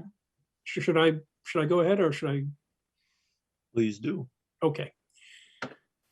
My wife and I own 6 LeBlanc Drive. We bought the house in 2001. The house was built in 1987. And the whole LeBlanc Drive itself, the subdivision, is surrounded by a U-shaped parcel that I believe is owned in common by the owners of the property, but I believe there's a conservation easement given to the Conservation Commission that controls activities on that U-shaped parcel surrounding the property. My property has, I'll try to share a document with you. I haven't done this before, sorry. The little green at the bottom, it says share screen, a little green arrow. Yeah, I'm just trying to select the right document to do. Oh yeah, it took me a while to figure that out. Sorry about that, folks. I think if I drop it in there. Yeah, cut it down. I don't want to waste anybody's time. Do you want me to keep doing this or you want me to describe this? I can also share. I have it. I have. If you could, that would be great, Lucia. I appreciate it. If you shared the document that says 6 LeBlanc Drive amendment. Thank you. Of course. This. So yeah, the drawing here, sorry, it's not high quality. I just kind of put that together myself. Shows 6 LeBlanc Drive. I believe the whole subdivision was had an order of conditions initially by the Conservation Commission at the time. So my house at 6 LeBlanc Drive is surrounded by mostly a lawn, and the lawn kind of mostly retains that 70 and 68-foot contour. When you move towards the east, where I have the vegetable garden shown, at the back of the lawn, the surrounding area, there's a slope moving down to a lower elevation surrounding the property. The southern corner of the property is at this lower grade where there's a small stream running through it. The lawn itself is fairly level, and there's been a vegetable garden in place towards that east end since 1988. We bought the house from my brother and my sister-in-law, so I'm aware of what was going on before. And subsequently, the canopy from the trees surrounding the area, both on and off the property, have grown up substantially and created an enormous amount of shade. So the vegetable garden's really no longer productive back there. And also I have a single tree that I've tentatively described as a rum cherry tree. I just used an app available on an iPhone to identify it, that's growing from the base of the slope out into the yard. There's some further pictures that we can show that describe it. But basically, we'd like to remove that tree, and we'd like to remove the tree, which I think clearly is something I need to come to you folks to talk to you about. I'm in doubt about whether I need to talk to you about changing the use of the portion of the lawn that has always been a vegetable garden back to like something like just a grass lawn, because I can't grow. It's just not productive anymore. And during the last like 3 or 4 years, I've kind of let it get overgrown because I have significant family demands due to elder care that have just taken away my time to maintain the back of the yard. So if Lucia, if you could scroll down to the next series of photos there. So this is 6 LeBlanc Drive. You can kind of see the arrows pointing to, you can kind of make out the vegetable garden in place. That's an ortho from either 2008 or 2009, taken from MassGIS. And now if you scroll down further, Lucia, this one is taken from 2019. You can barely make out the and it's in the fall, can kind of barely make out the vegetable garden because it's increased shading. And if you continue to scroll down, Lucia, there you can see the vegetable garden in use back in 2005. A small wire fence around it, and you can see the surrounding canopy is pretty heavy then. But and if you scroll down again, Lucia, now you can see that this is current conditions. There's a tree growing from, you can sort of see it coming from the right-hand side right there. Yeah, that I believe is a rum cherry tree. Its trunk at the edge of the yard there's a slope that drops off about 5 feet down to the elevation of the surrounding area, and there's a stream down there. So we would like to cut that tree at the trunk, maybe where it starts crossing up to the level portion of the yard. Now, if you scroll down again, that's a shot in winter, just to give you a sense for what's going on. That's from the back of it, looking at it. And now one more time, Lucia. going down. Sorry, I guess I don't have a photo in here. Never mind.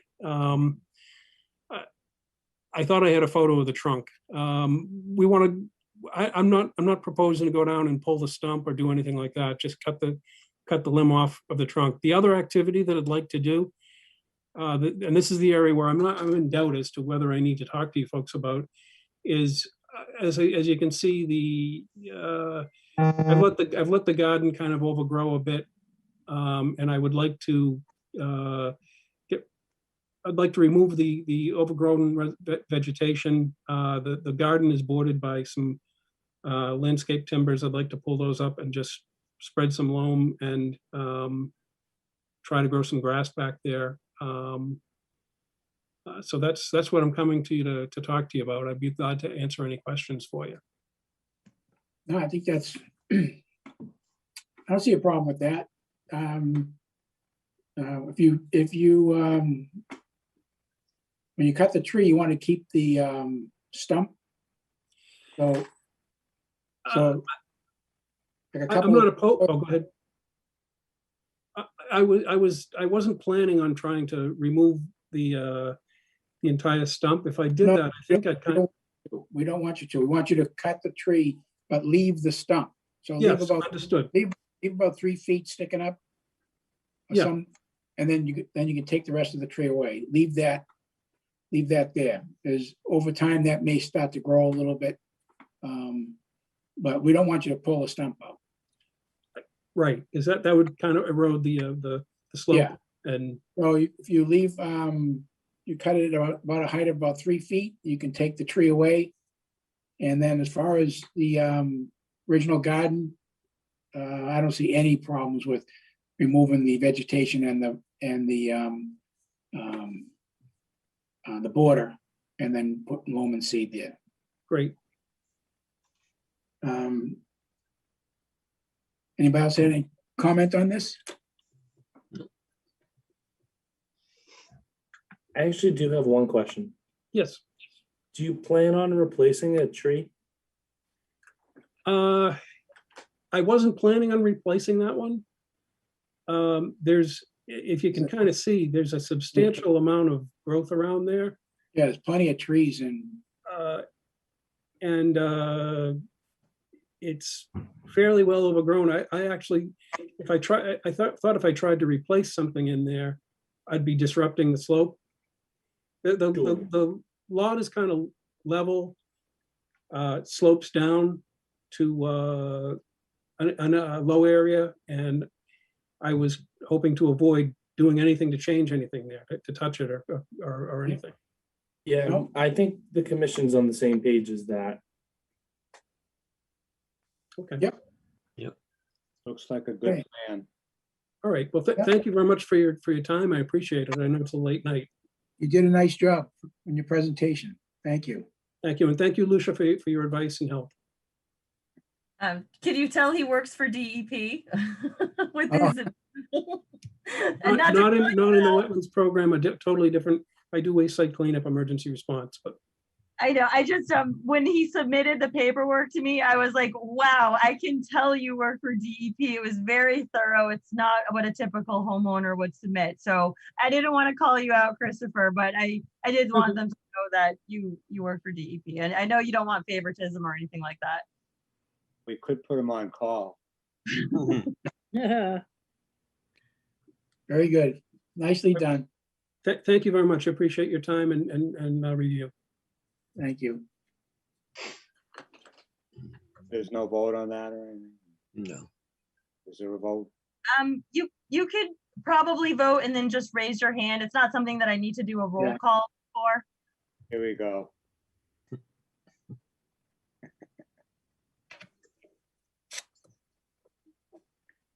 All right. Next one is 45 Longview.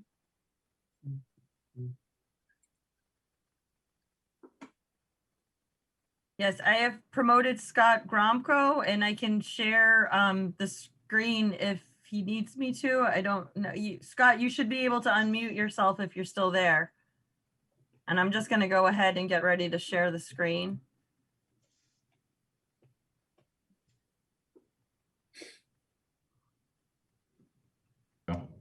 Sorry, that seems to happen to me every time I try to get on a Zoom call. I can't unmute myself for some reason. I can't find the button. Lucia helped me with the request to remove a couple of trees from a property we just bought in December on 45 Longview Way. The roof has got moss growing on it. It's surrounded by trees, quite frankly. And there's a couple of trees that I'd like to have removed. One is a very damaged both by storms and bugs, Norwegian maple. Let's see if you can scroll down the pictures there. That's the cherry tree I'd like to have removed because it's hanging over the house. Mhm. And I'm afraid that, you know, the next wind storm could send it through the house. So there's two trees that I'd like to have removed. The smaller one that says removed is the Norwegian maple, and then of course the cherry tree as well, which is hanging over the house. I'd like to also do some limbing around the yard, just to you know, keep the continued health of the trees that are healthy and provide, you know, shade and do their job of absorbing water and preventing erosion near the spring pond. So I'm not sure what else. You guys have any questions? Seems reasonable.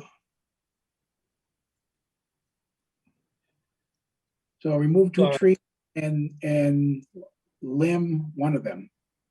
Limb one of them. Yeah, I mean, there may be some other limbing that they do around there, just dead limbs or lower limbs, but not remove trees. Okay.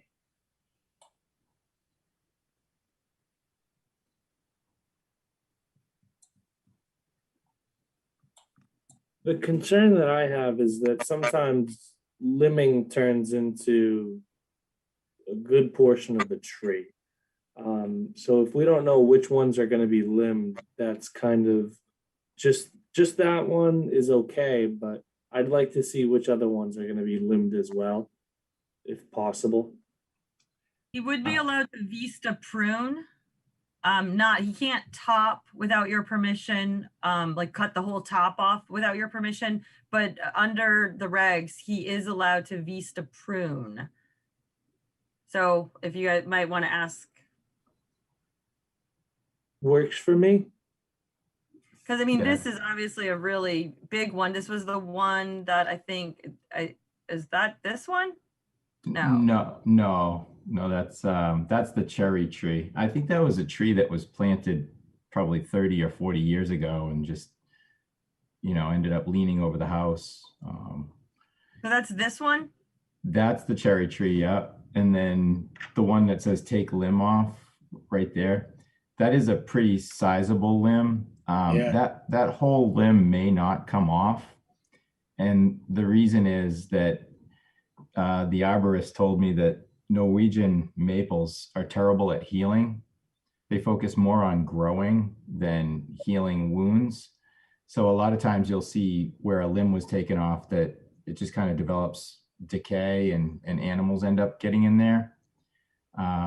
So we may just take one of the inside limbs. What I want to do is I don't want any trees obviously to come through the house in a storm. So anything that's leaning towards the house or over the roof, I'd like to get rid of, but I also don't want to, you know, kill a tree in the process if it's going to be worse for the tree. So we may just take the outside limb off, which I don't know if you can see my mouse here, but We can't. okay. These But are all on your property, correct? that's correct. Yeah, they are on my property. We can see the limb you definitely want to take, so. Yeah, and it's what you can do is you could take that limb and whatever else other limbs there that you're concerned about that might pull a tree towards the house if it should fall, and then just watch it. If you see that it starts, if it, you know, does well, and then fine. If you see that the tree isn't doing well after doing that, you know, come back to us and we'll take the tree down if you want. Okay. Yeah, it seems reasonable. Again, I don't want to take trees down on Right. you know, unnecessarily. I understand the value of them and the benefit, especially since it's near the pond and erosion control and that stuff. But the purpose of me wanting to have the limbs and trees removed is just simply to protect the house in the event of a ice storm or something like that. Okay. So we have 2 trees to remove and 1 to trim.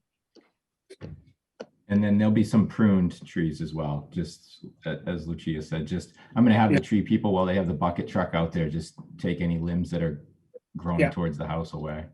Definitely. Okay. Through the chair, you're going to require the stump to remain 3 feet as well. Yes. So we don't remove the stumps when they're associated with a, close to a resource area, because they help to hold the soil and so forth. So we ask that we take the tree, but leave about a couple of feet of stump there.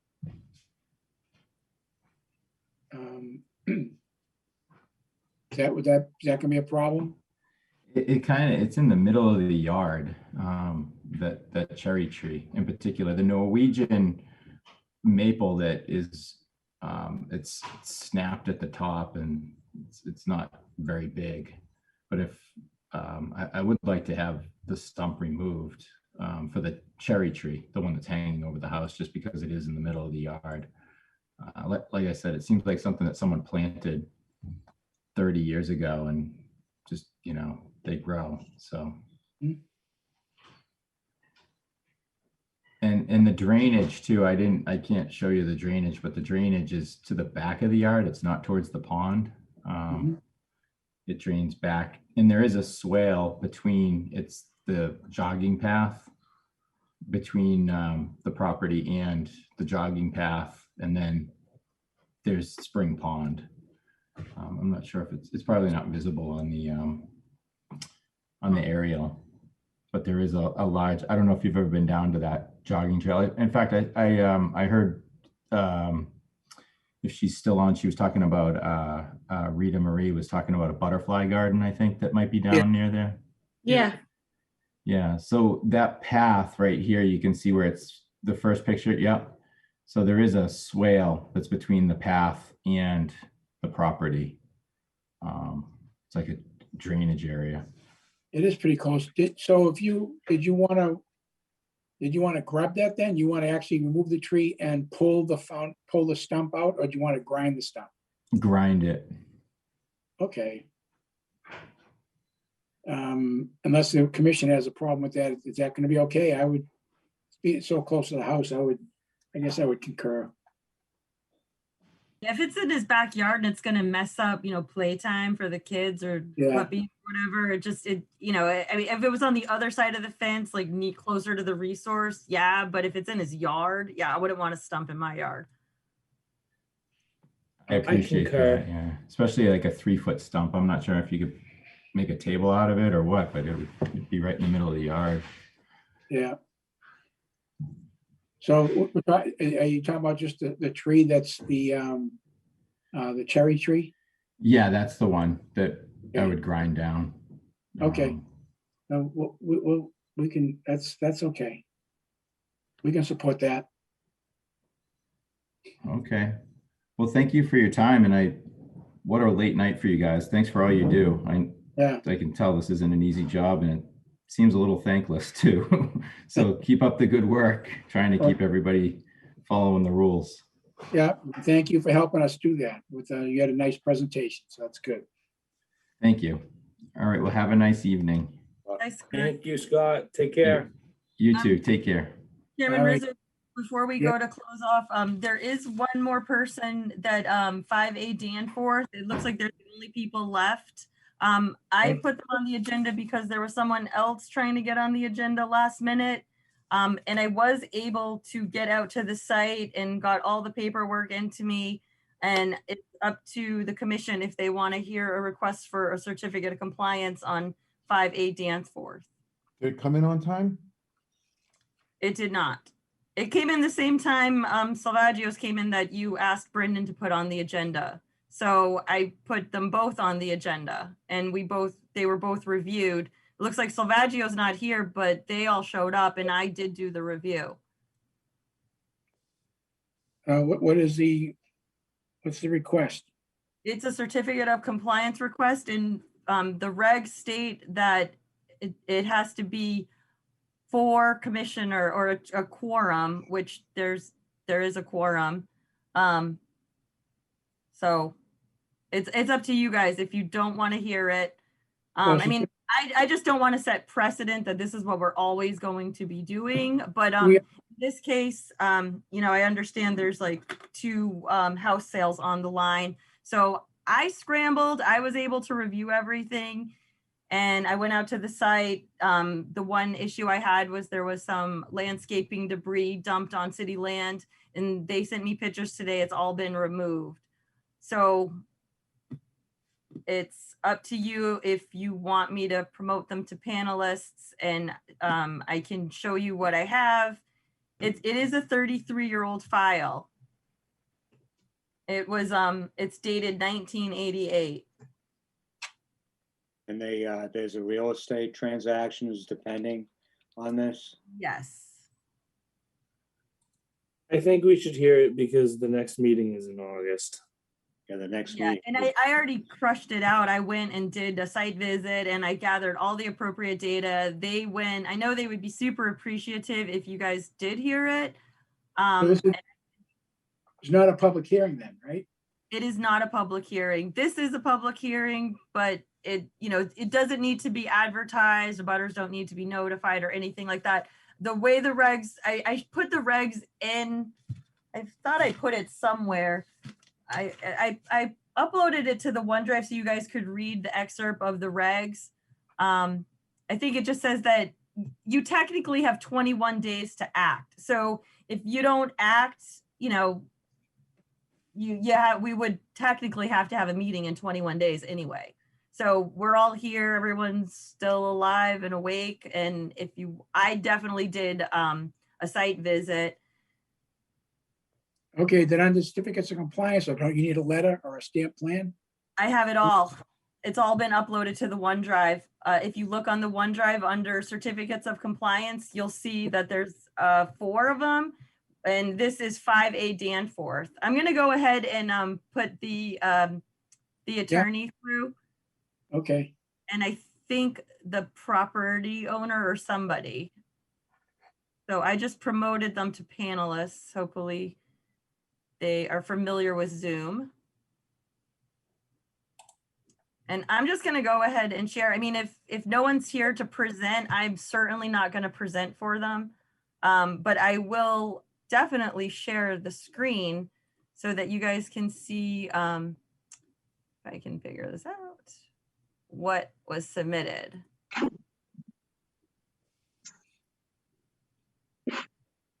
All right, so. I am here. Can you hear me? I can hear somebody, yes. Yeah, William Snell, attorney for the Christine Robbins. Hello.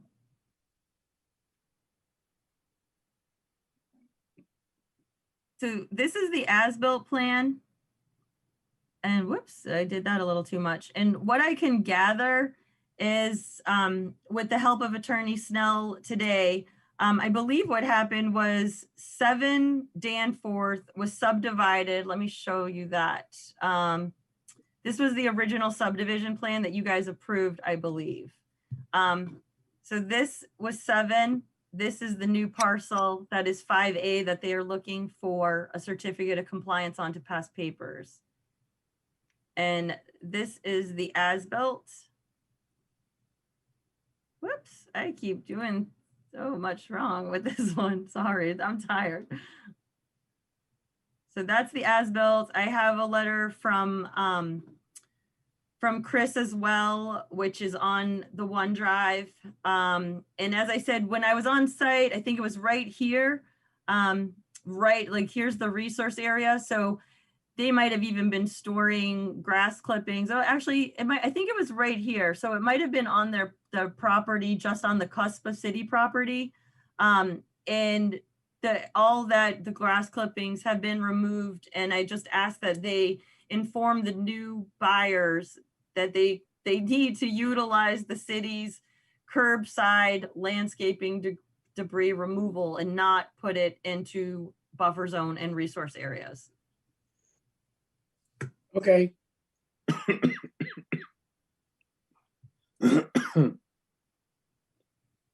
All right, I'm okay with it.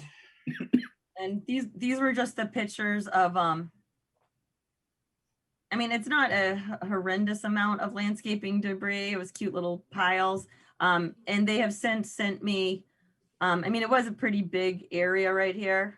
Like I pushed it around and it wasn't, this isn't just pine droppings. It's actual, it was a lot of debris, but as long as people stop doing it, it'll be fine in the future. Okay. And this is the picture of the cleanup. There they are. So you don't have any objections to us issuing a certificate of compliance, do you?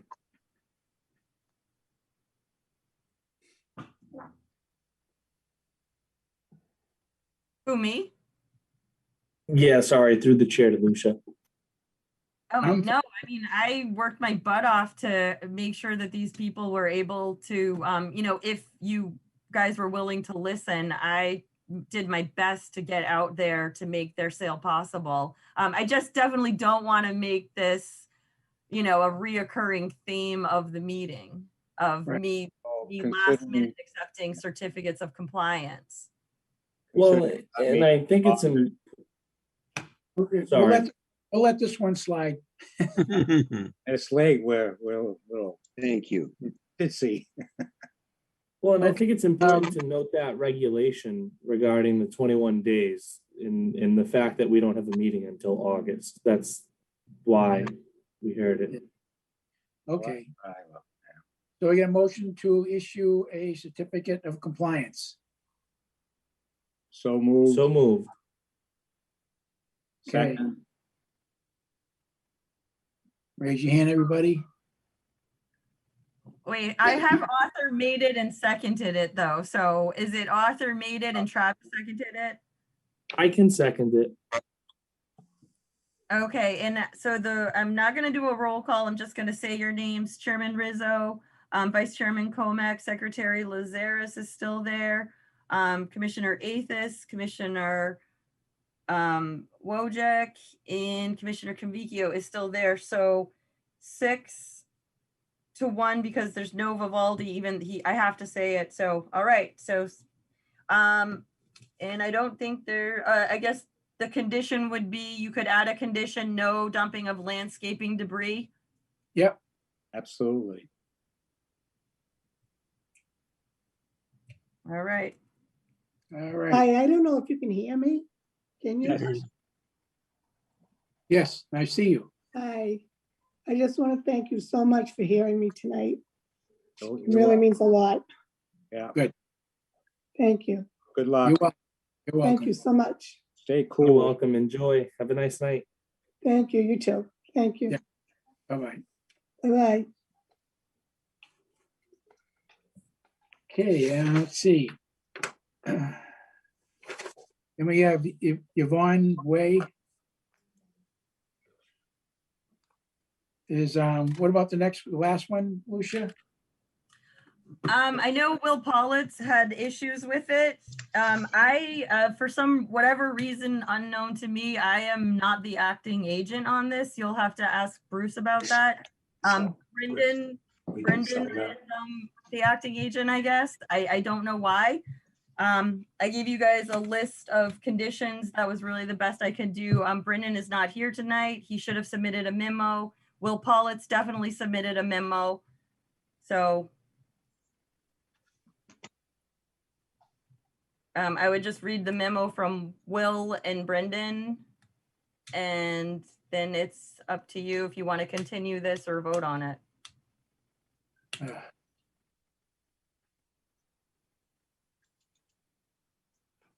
Continue.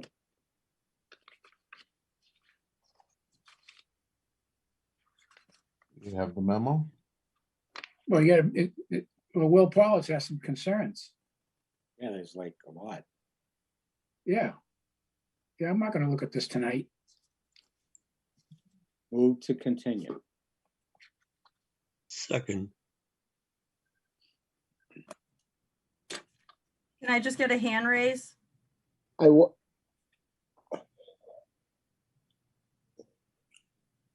the chairman, Yes, I wasn't aware of any memo. I haven't received anything as far as any concerns. says the infiltration basin does not appear to be built out per the approved design plan. The engineer shall verify the basin is adequately sized and the spillway and top basin were installed at the correct elevation. Okay, just to make everyone aware, I've already gotten 2 partial certificates of compliance. This was the 3rd and final house on this project. That basin that they're talking about was on the very first house, which was already signed off on, which I submitted pictures and everything to the board. So like I said, that was address number 2. Then we signed off on address number 1. And now this was the final house, which is address number 3. I believe it's lot 3 on the plan.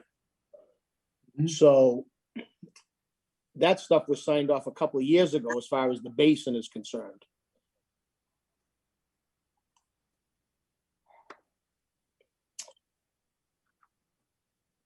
Like I said, we've done 2 partial certificates as we went along finishing the houses.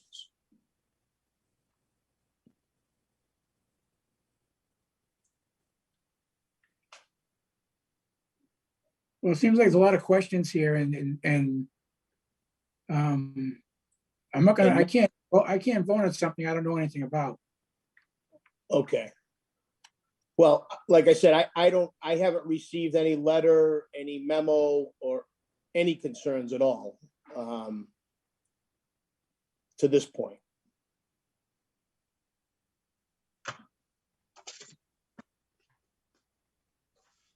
Are you sure Brendan didn't send you an email and you just didn't see it?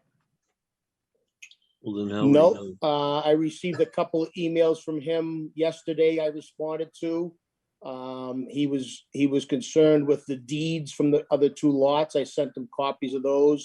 I sent him the draft deed for the final house. And that was the last response. The last communication I had with him was today earlier. There hasn't been any other emails that I'm aware of.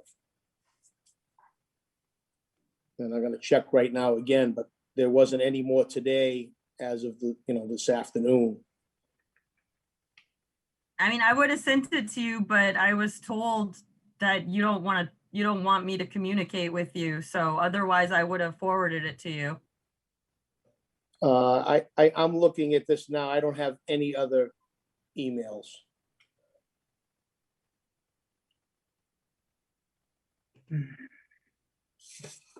Yeah, there was no other emails at all.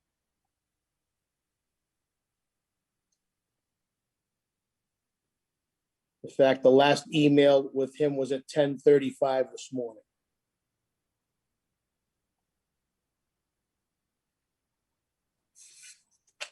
No, I mean, I just can't do anything about it tonight without having more more information from whoever. But you understand what I'm saying, that whatever he's referencing to, this is the first I'm seeing this letter. That was signed off back in 2019.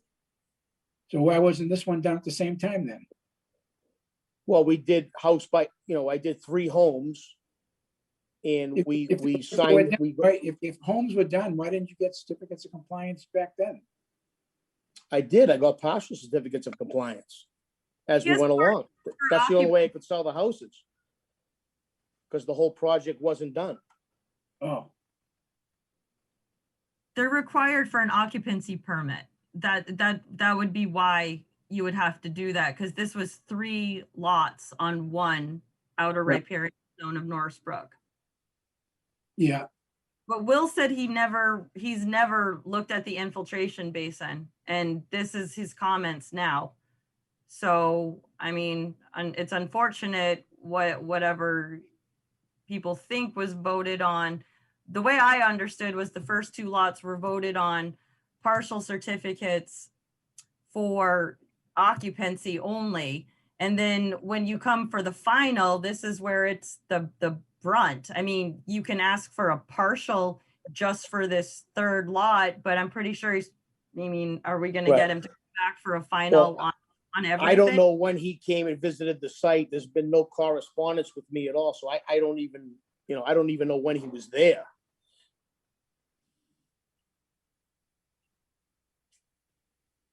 I mean, isn't he supposed to meet with me to, arrange a time to go over things? I don't know. I think he looked at the plans you submitted. I haven't looked at anything. I was just helping Brendan. I'm in the dark. I have no idea why I am not allowed to review this file. It was kind of unfair to Brendan because this file has, for someone who hasn't been working in conservation for over 10 years, this was not an easy one for Brendan to take on. This is not a simple single family house. This had tons of deed restrictions. It had, lot 4, no cut line, granite posts. Yeah, all that stuff was already submitted and approved by you guys. I've got pictures, I've got everything that was done in prior meetings. I mean, you wouldn't have given me a partial certificate if those specific things on those lots were not done. Am I right? But you're saying that the DPS memo relative to the infiltration basin was already done and is on one of the other properties. Correct. It has nothing to do with this last lot that I'm looking to close out. So you're saying that on the other lots, Will Pollitt signed off on those. He had seen those and approved. Oh, yes, I submitted as-built and everything and went to the meetings with you guys and brought pictures and everything. I mean, I have pictures of the granite posts with the signage on them. I mean, this was back when we were having meetings at Farm Ave. I brought all photographs of the basin that everybody, on the commission saw and approved. Yeah. I mean, it's three, like I said, it's three, it's one parcel, it's one development with 3 lots. Well, here's what I can suggest, or maybe we can do is, I got an interoffice memo that's dated yesterday. Okay. Signed by Will saying that this is not done, that the infiltration basin is not built. So. It's not filled. Right, I don't know. it wasn't built on this site, on this property in the first place.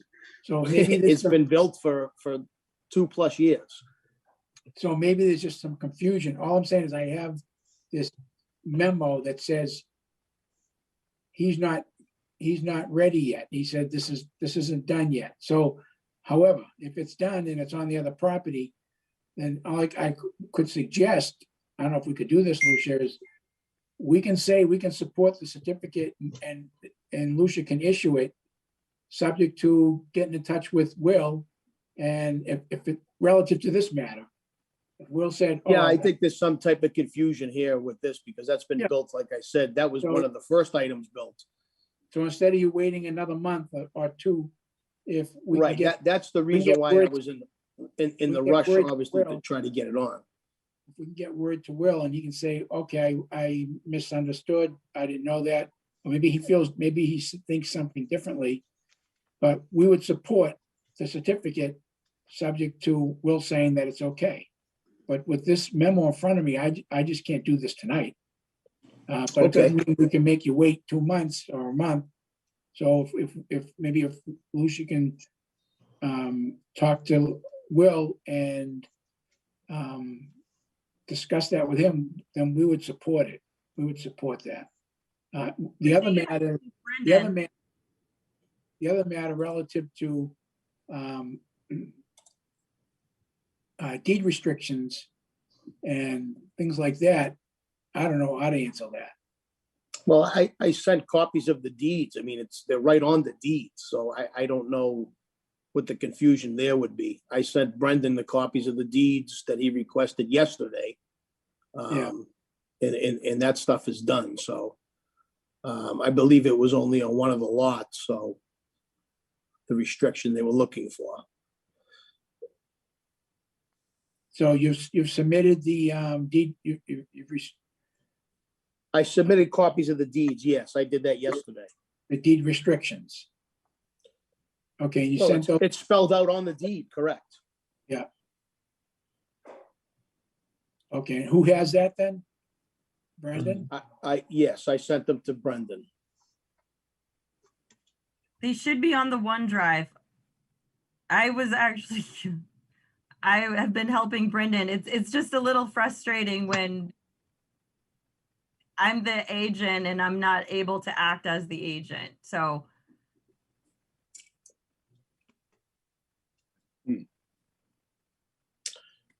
All right, I'm not gonna Well, read to it. respond to that, I did what I was instructed to do. I'll just leave it at that. All right, well, it looks like everything's there. I mean, there's definitely the deed.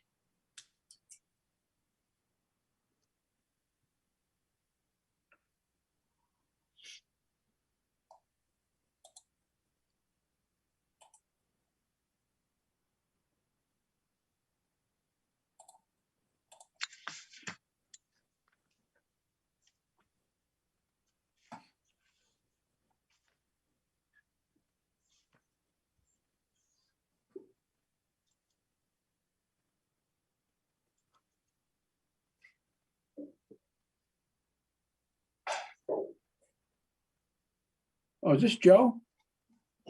I'm here. Oh, okay, I didn't even know. That was Stu for some reason. Okay, I didn't see your name, so I didn't until I just looked at the power of attorney. Yes. Okay. Yeah, so like I was trying to say earlier, that, those two lots were signed off. I mean, I know this has been an ongoing 3-year project, basically I completed one house every year. Like I was saying earlier, I think it's lot 3 was the largest lot on that development.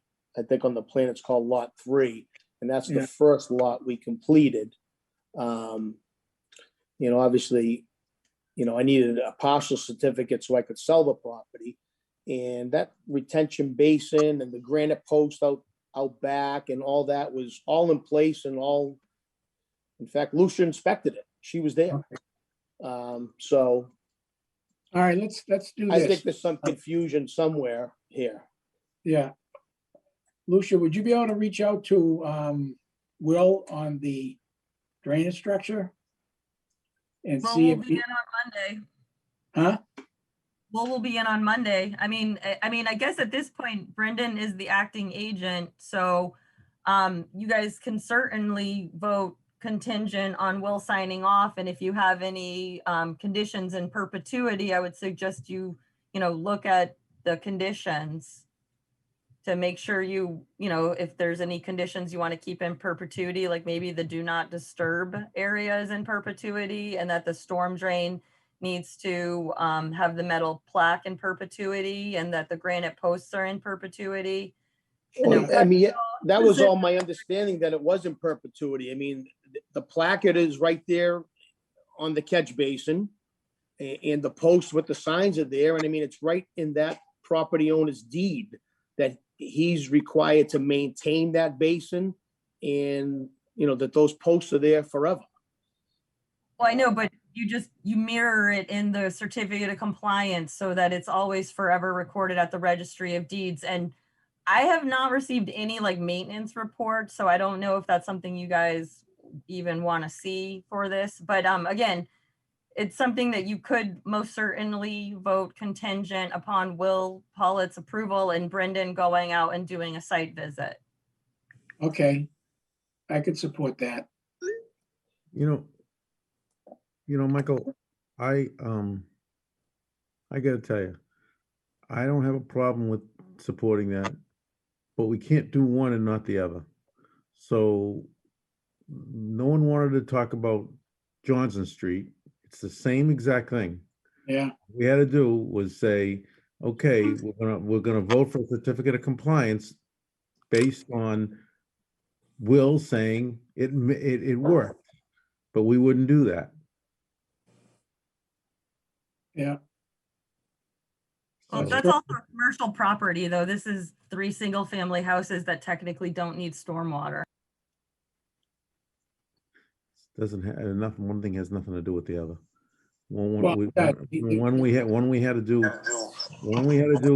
you know, you're asking, and I have no problem with saying, if Will signs off, I'm all for it. Let's give him the certificate of compliance.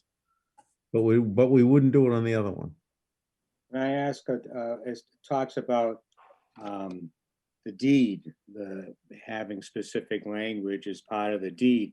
Is that in the OneDrive? Any of those deeds? Yes. I uploaded everything. There's 2 deeds that have already been recorded, and then he did supply, he supplied the 3rd deed, the draft deed that is gonna probably be closing in a couple days, I imagine. So where is that? Is that under the pics? I don't, where in, I'm trying to locate it. Give me 1 second. Right under deeds. Is this, So this is the draft deed for the final lot. this is under 5A, therefore, it's not a certificate of compliance. What? I'm looking in the wrong section, I guess. It's way back in the beginning. Nope, it's go under certificates of compliance. And then it would be Yvonne Way. It'd be Yvonne Way. Yep. And you guys can always go back and reopen 22 Johnson Street if you want to. Well, the difference between the two is that this one, the deed restrictions are all there. They're all uploaded. You have everything. The thing about Will was, I'm just taking on Joe's word that the confusion is that there was never a structure on this last property. It was on another one and it was already built. So I was saying that all Will has to say is acknowledge that and not necessarily review any computations or engineering or stuff like that. Where the Johnson Street was, it appears everything's there, but it's reviewing the calculations to verify. That's the difference. The difference was there's more engineering in it, you know, relative to stormwater than this is, I think. But Bruce makes a good point. Yeah, I mean, my understanding was, you know, those 2 parcels were signed off and we were just going to the last one and that was it. Like I said, I think he's confused about what belongs where, you know, what was where. But again, I did 1 house a year and got to sign offs as I went along, you know, on those other 2 pieces. Yeah.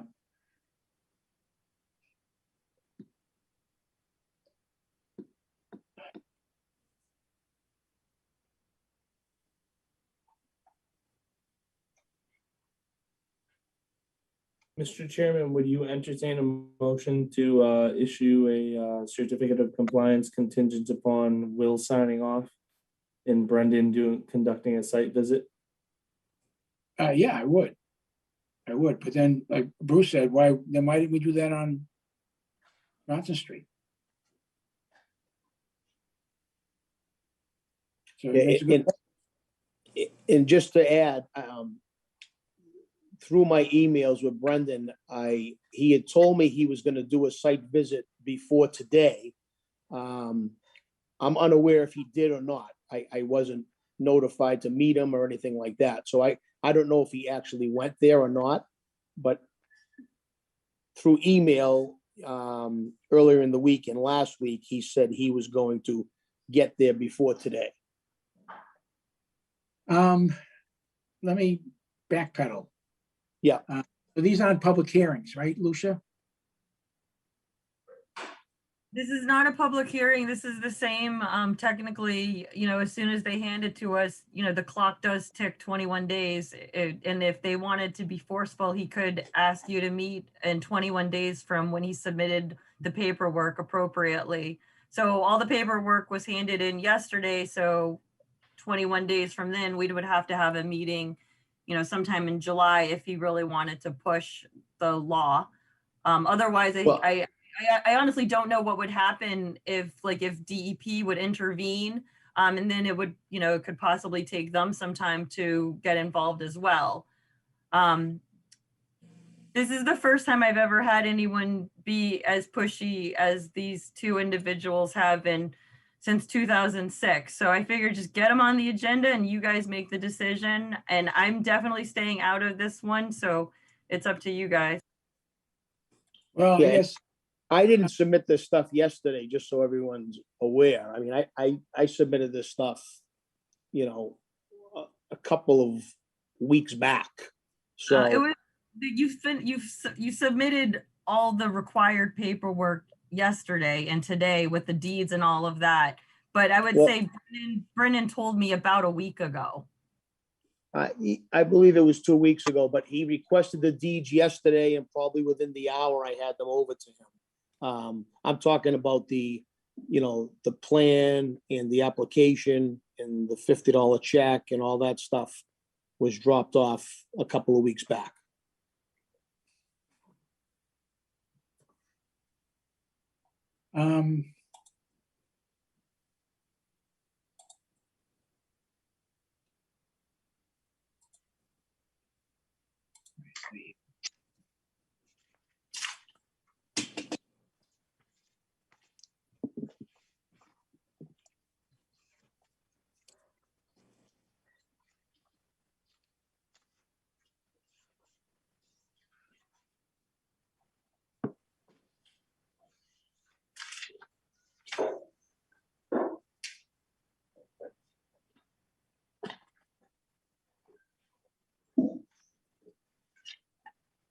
Are there wetland flags out there and visible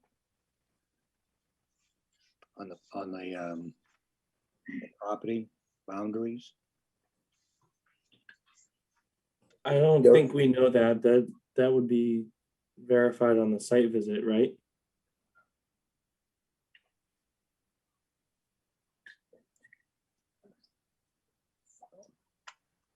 I'm not sure if you're asking me, but as Yeah, far as I am. okay, yeah, yes, I would say there is still flagging there, yes. But I mean, the flagging isn't on this parcel. I mean, this last lot is the furthest lot from the wetlands. I think it's totally out of everything, to be honest with you. Out of the buffer zone and all that. The first lot that we signed off on was the closest to the wetlands. This is the furthest one from the wetlands. Again, I'm assuming that the other two lots, when I was given partial compliant, certificates of compliance, that those are done. Unless I'm misunderstanding something, but again, this lot is the furthest from the wetlands, so I don't believe it's in the wetlands at all. This is for 3 Yvonne Way, right? Correct.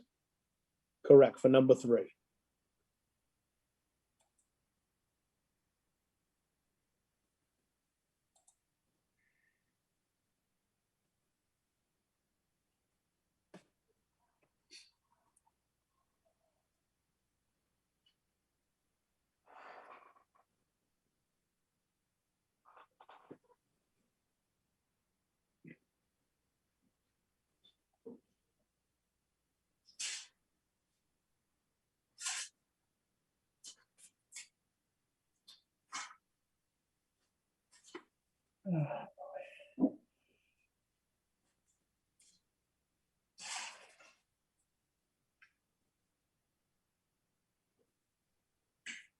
Michael, the difference between this and the last one we just did for the other people, that Lucia said she got, I don't remember the people's name. The woman that just was here on Danforth. correct? Yeah, It's the same thing, correct? We're just trying to get, it's the same, the one on Danforth that we just pushed through. right. The same thing, the material came in afterwards and that's it. So, but the problem is on this one is Will says it's not in compliance. Whether I understand Joe's point that it should be all set because that was on a different parcel. So we really, do we have any, I mean, we did it for the other woman. We basically should do the same thing except put it on Will. If Will says it doesn't comply, Well, that was my suggestion. I agree. That's what we should do then. I mean, With that, we did it for the other woman. What's the difference here? It isn't. I understand, but we have to put the contingency on it that Will Pollitt has to say that, again, I don't know. I don't know the law on that, and I'm not sure that I'm not sure Joe's right. Maybe maybe nobody ever reviewed the catch basin, the basin. I don't know. Maybe they did, maybe they didn't. I don't know. Well, I mean, but we should just basically, if we did it for the other woman, we really can't say we can't do it for Joe. We can say, okay, we're gonna do it for Joe too, but we're gonna put a contingency on it that Will has to say, so he's gonna be back on Monday. And I'm sure he's gonna have a million things thrown at him, but whatever. It just, at that point, if he says, oh no, it was never reviewed, it has to be reviewed now, then it's off us. I mean, we're not making that decision. Am I wrong? No, I agree. I think that it appears subject to the basin in question, that it was built on a different property and that was already looked at, that maybe Will didn't know that or didn't remember that. Yeah, I mean, or maybe we're wrong, and maybe he got a certificate of compliance and they don't review the basin until the end, and maybe that basin is part and parcel to all the properties. I don't know. I don't know. It is stormwater for all three houses through the chair. The stormwater is for all three houses. You guys required this because it's Norris Brook and it's an outstanding resource area. So you guys required that if he wanted to build three houses, he had to put that drainage in there. And the drainage is on one lot, but it's for all three houses. So when the original order was, when he originally bought this property, it was one large lot, and he came before you and asked for three houses under one order of condition. And what you do with that is each time you go to sell, you get a partial cert on each one for occupancy. So he kept getting partial certs for occupancy, but that detention basin was never reviewed, or that stormwater component was never reviewed. It was only the partials were issued so that he could pass papers. So you guys can vote tonight to give him a partial just on that last slot, but then he's going to have three partials and he's probably never going to come back for a final. That's the only. Well, he's going to have to come back for a final because the people that live there won't be able to sell their houses ever unless there's a certificate of compliance, a final certificate of compliance. I work at a law firm. As soon as they see a partial certificate of compliance and it says the house lot, that's it. You don't need to come back. They're never going to force you. If it says your particular 3 Yvonne Way partial certificate, they're never going to come back. The attorney is going to close on it 100%. To interrupt for a second, I know if this gets looked into, I mean, I recall Bob Langley at the time there with the person inspecting it. I mean, I had the sewer manholes pressure tested, all that stuff was done and signed off on for the first lot. And this area it has one catch basin that goes into it. It's for the driveway. That's all it's for. It's not for the houses. It's for the driveway. So, like I said, I know what was inspected. Again, if my memory's correct, I think it was 2019. I'm sure they have record of it. I just don't think, Will might not remember it or not be aware of it. But it's on the plan. Oh, yeah, it's on the plan. Well, then. It's always been on the plan. I feel comfortable about going with that motion to approve contingent upon the approval of William Powitz and his letter dated June 15th, 2021. Okay. Do I have a second on that? Now we got, it's late. I second that. And this is for a, This is for a full certificate though, not partial. this is for a full certificate, right? Correct. I think we should also have Brendan conduct a site visit. I can do a site visit. I'll go and look at it. Somebody shows me where it is.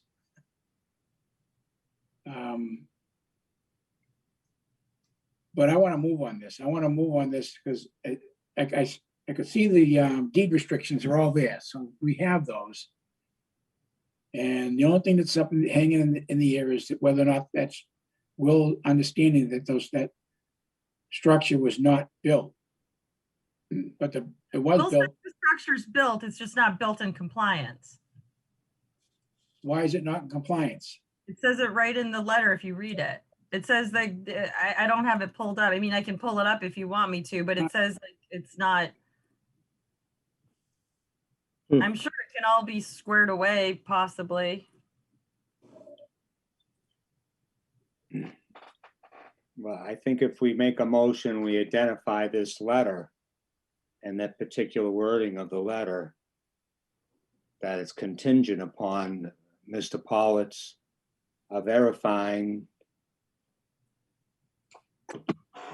Okay, so he's saying he's right. I'm sorry, yeah. So he's just questioning the construction of the basin, that it's at the correct elevation. And it's at the correct size. Right.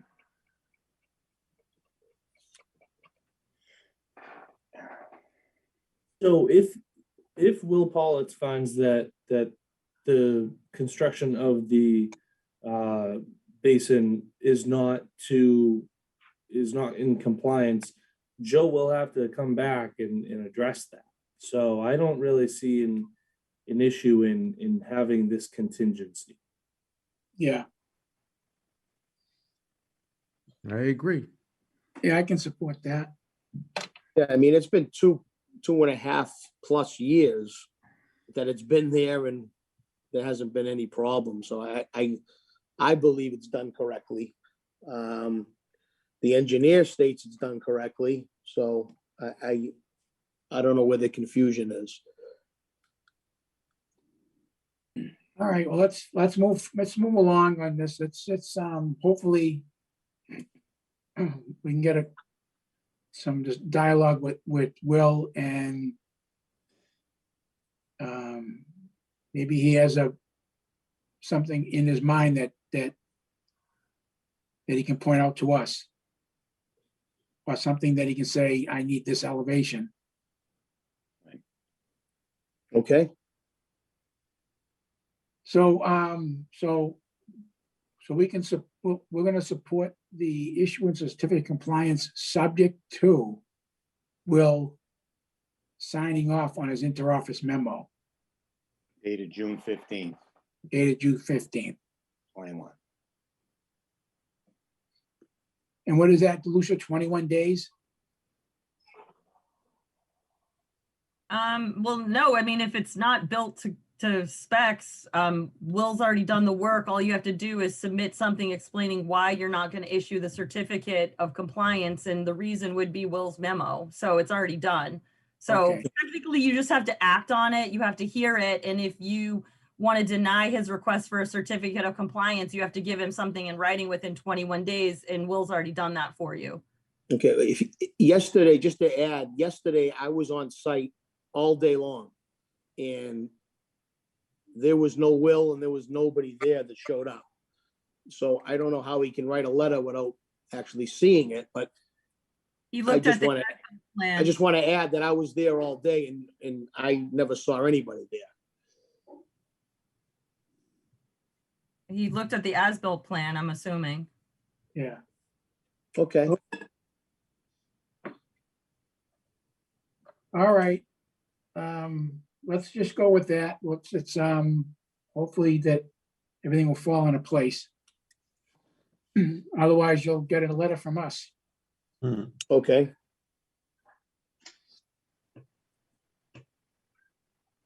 All right. So everybody's okay with that? Yes. We have to make a motion, so what do we gotta do? Motion to approve the full certificate of compliance subject to Will Pollitt's signing off on his interoffice memo. That everything, 15. that everything's correct. Arthur, you made the motion. Did anyone second it? I don't know. No, I'll second it. All right. But what was the wording of that motion? the motion would be to, Basically what Mike just said. yeah. Yeah. Issue a full certificate of compliance, subject to Will acknowledging and supporting and agreeing that the infiltration basin was built as designed. Yeah. Of adequate size, and that the elevation is correct. There you go. So I'll second Mike's motion. Okay, all in favor? Yes. Okay. All right, Joe, you better be right. I believe I am. Sorry to keep everybody up so late. Yeah. Motion to Okay. adjourn, anyone? What's that? Anyone's gonna do a motion to adjourn? Because I'm assuming no one has read the March minutes, so we can move on those another time. I took a glance at them, but that's all right. We can, Think we should do it right now. No. all right, Motion to adjourn. second, somebody? Second. All right, We get a hand raise, please. So I see 1, 2, 3, 4, 5, 6 people, and obviously Vivaldi left early, so it closes 6-1 with Vivaldi not voting. okay. And And it adjourned at right. 11:09. It's still Wednesday? We're getting close to Thursday. I don't even need to work tomorrow. I've already worked a full day. Not much longer. and the next meeting, Well, thanks, everyone. It's always a pleasure seeing you guys. Sorry for the long night. Good night, No everyone. worries. Good night. All right. Take care, everyone. Good night.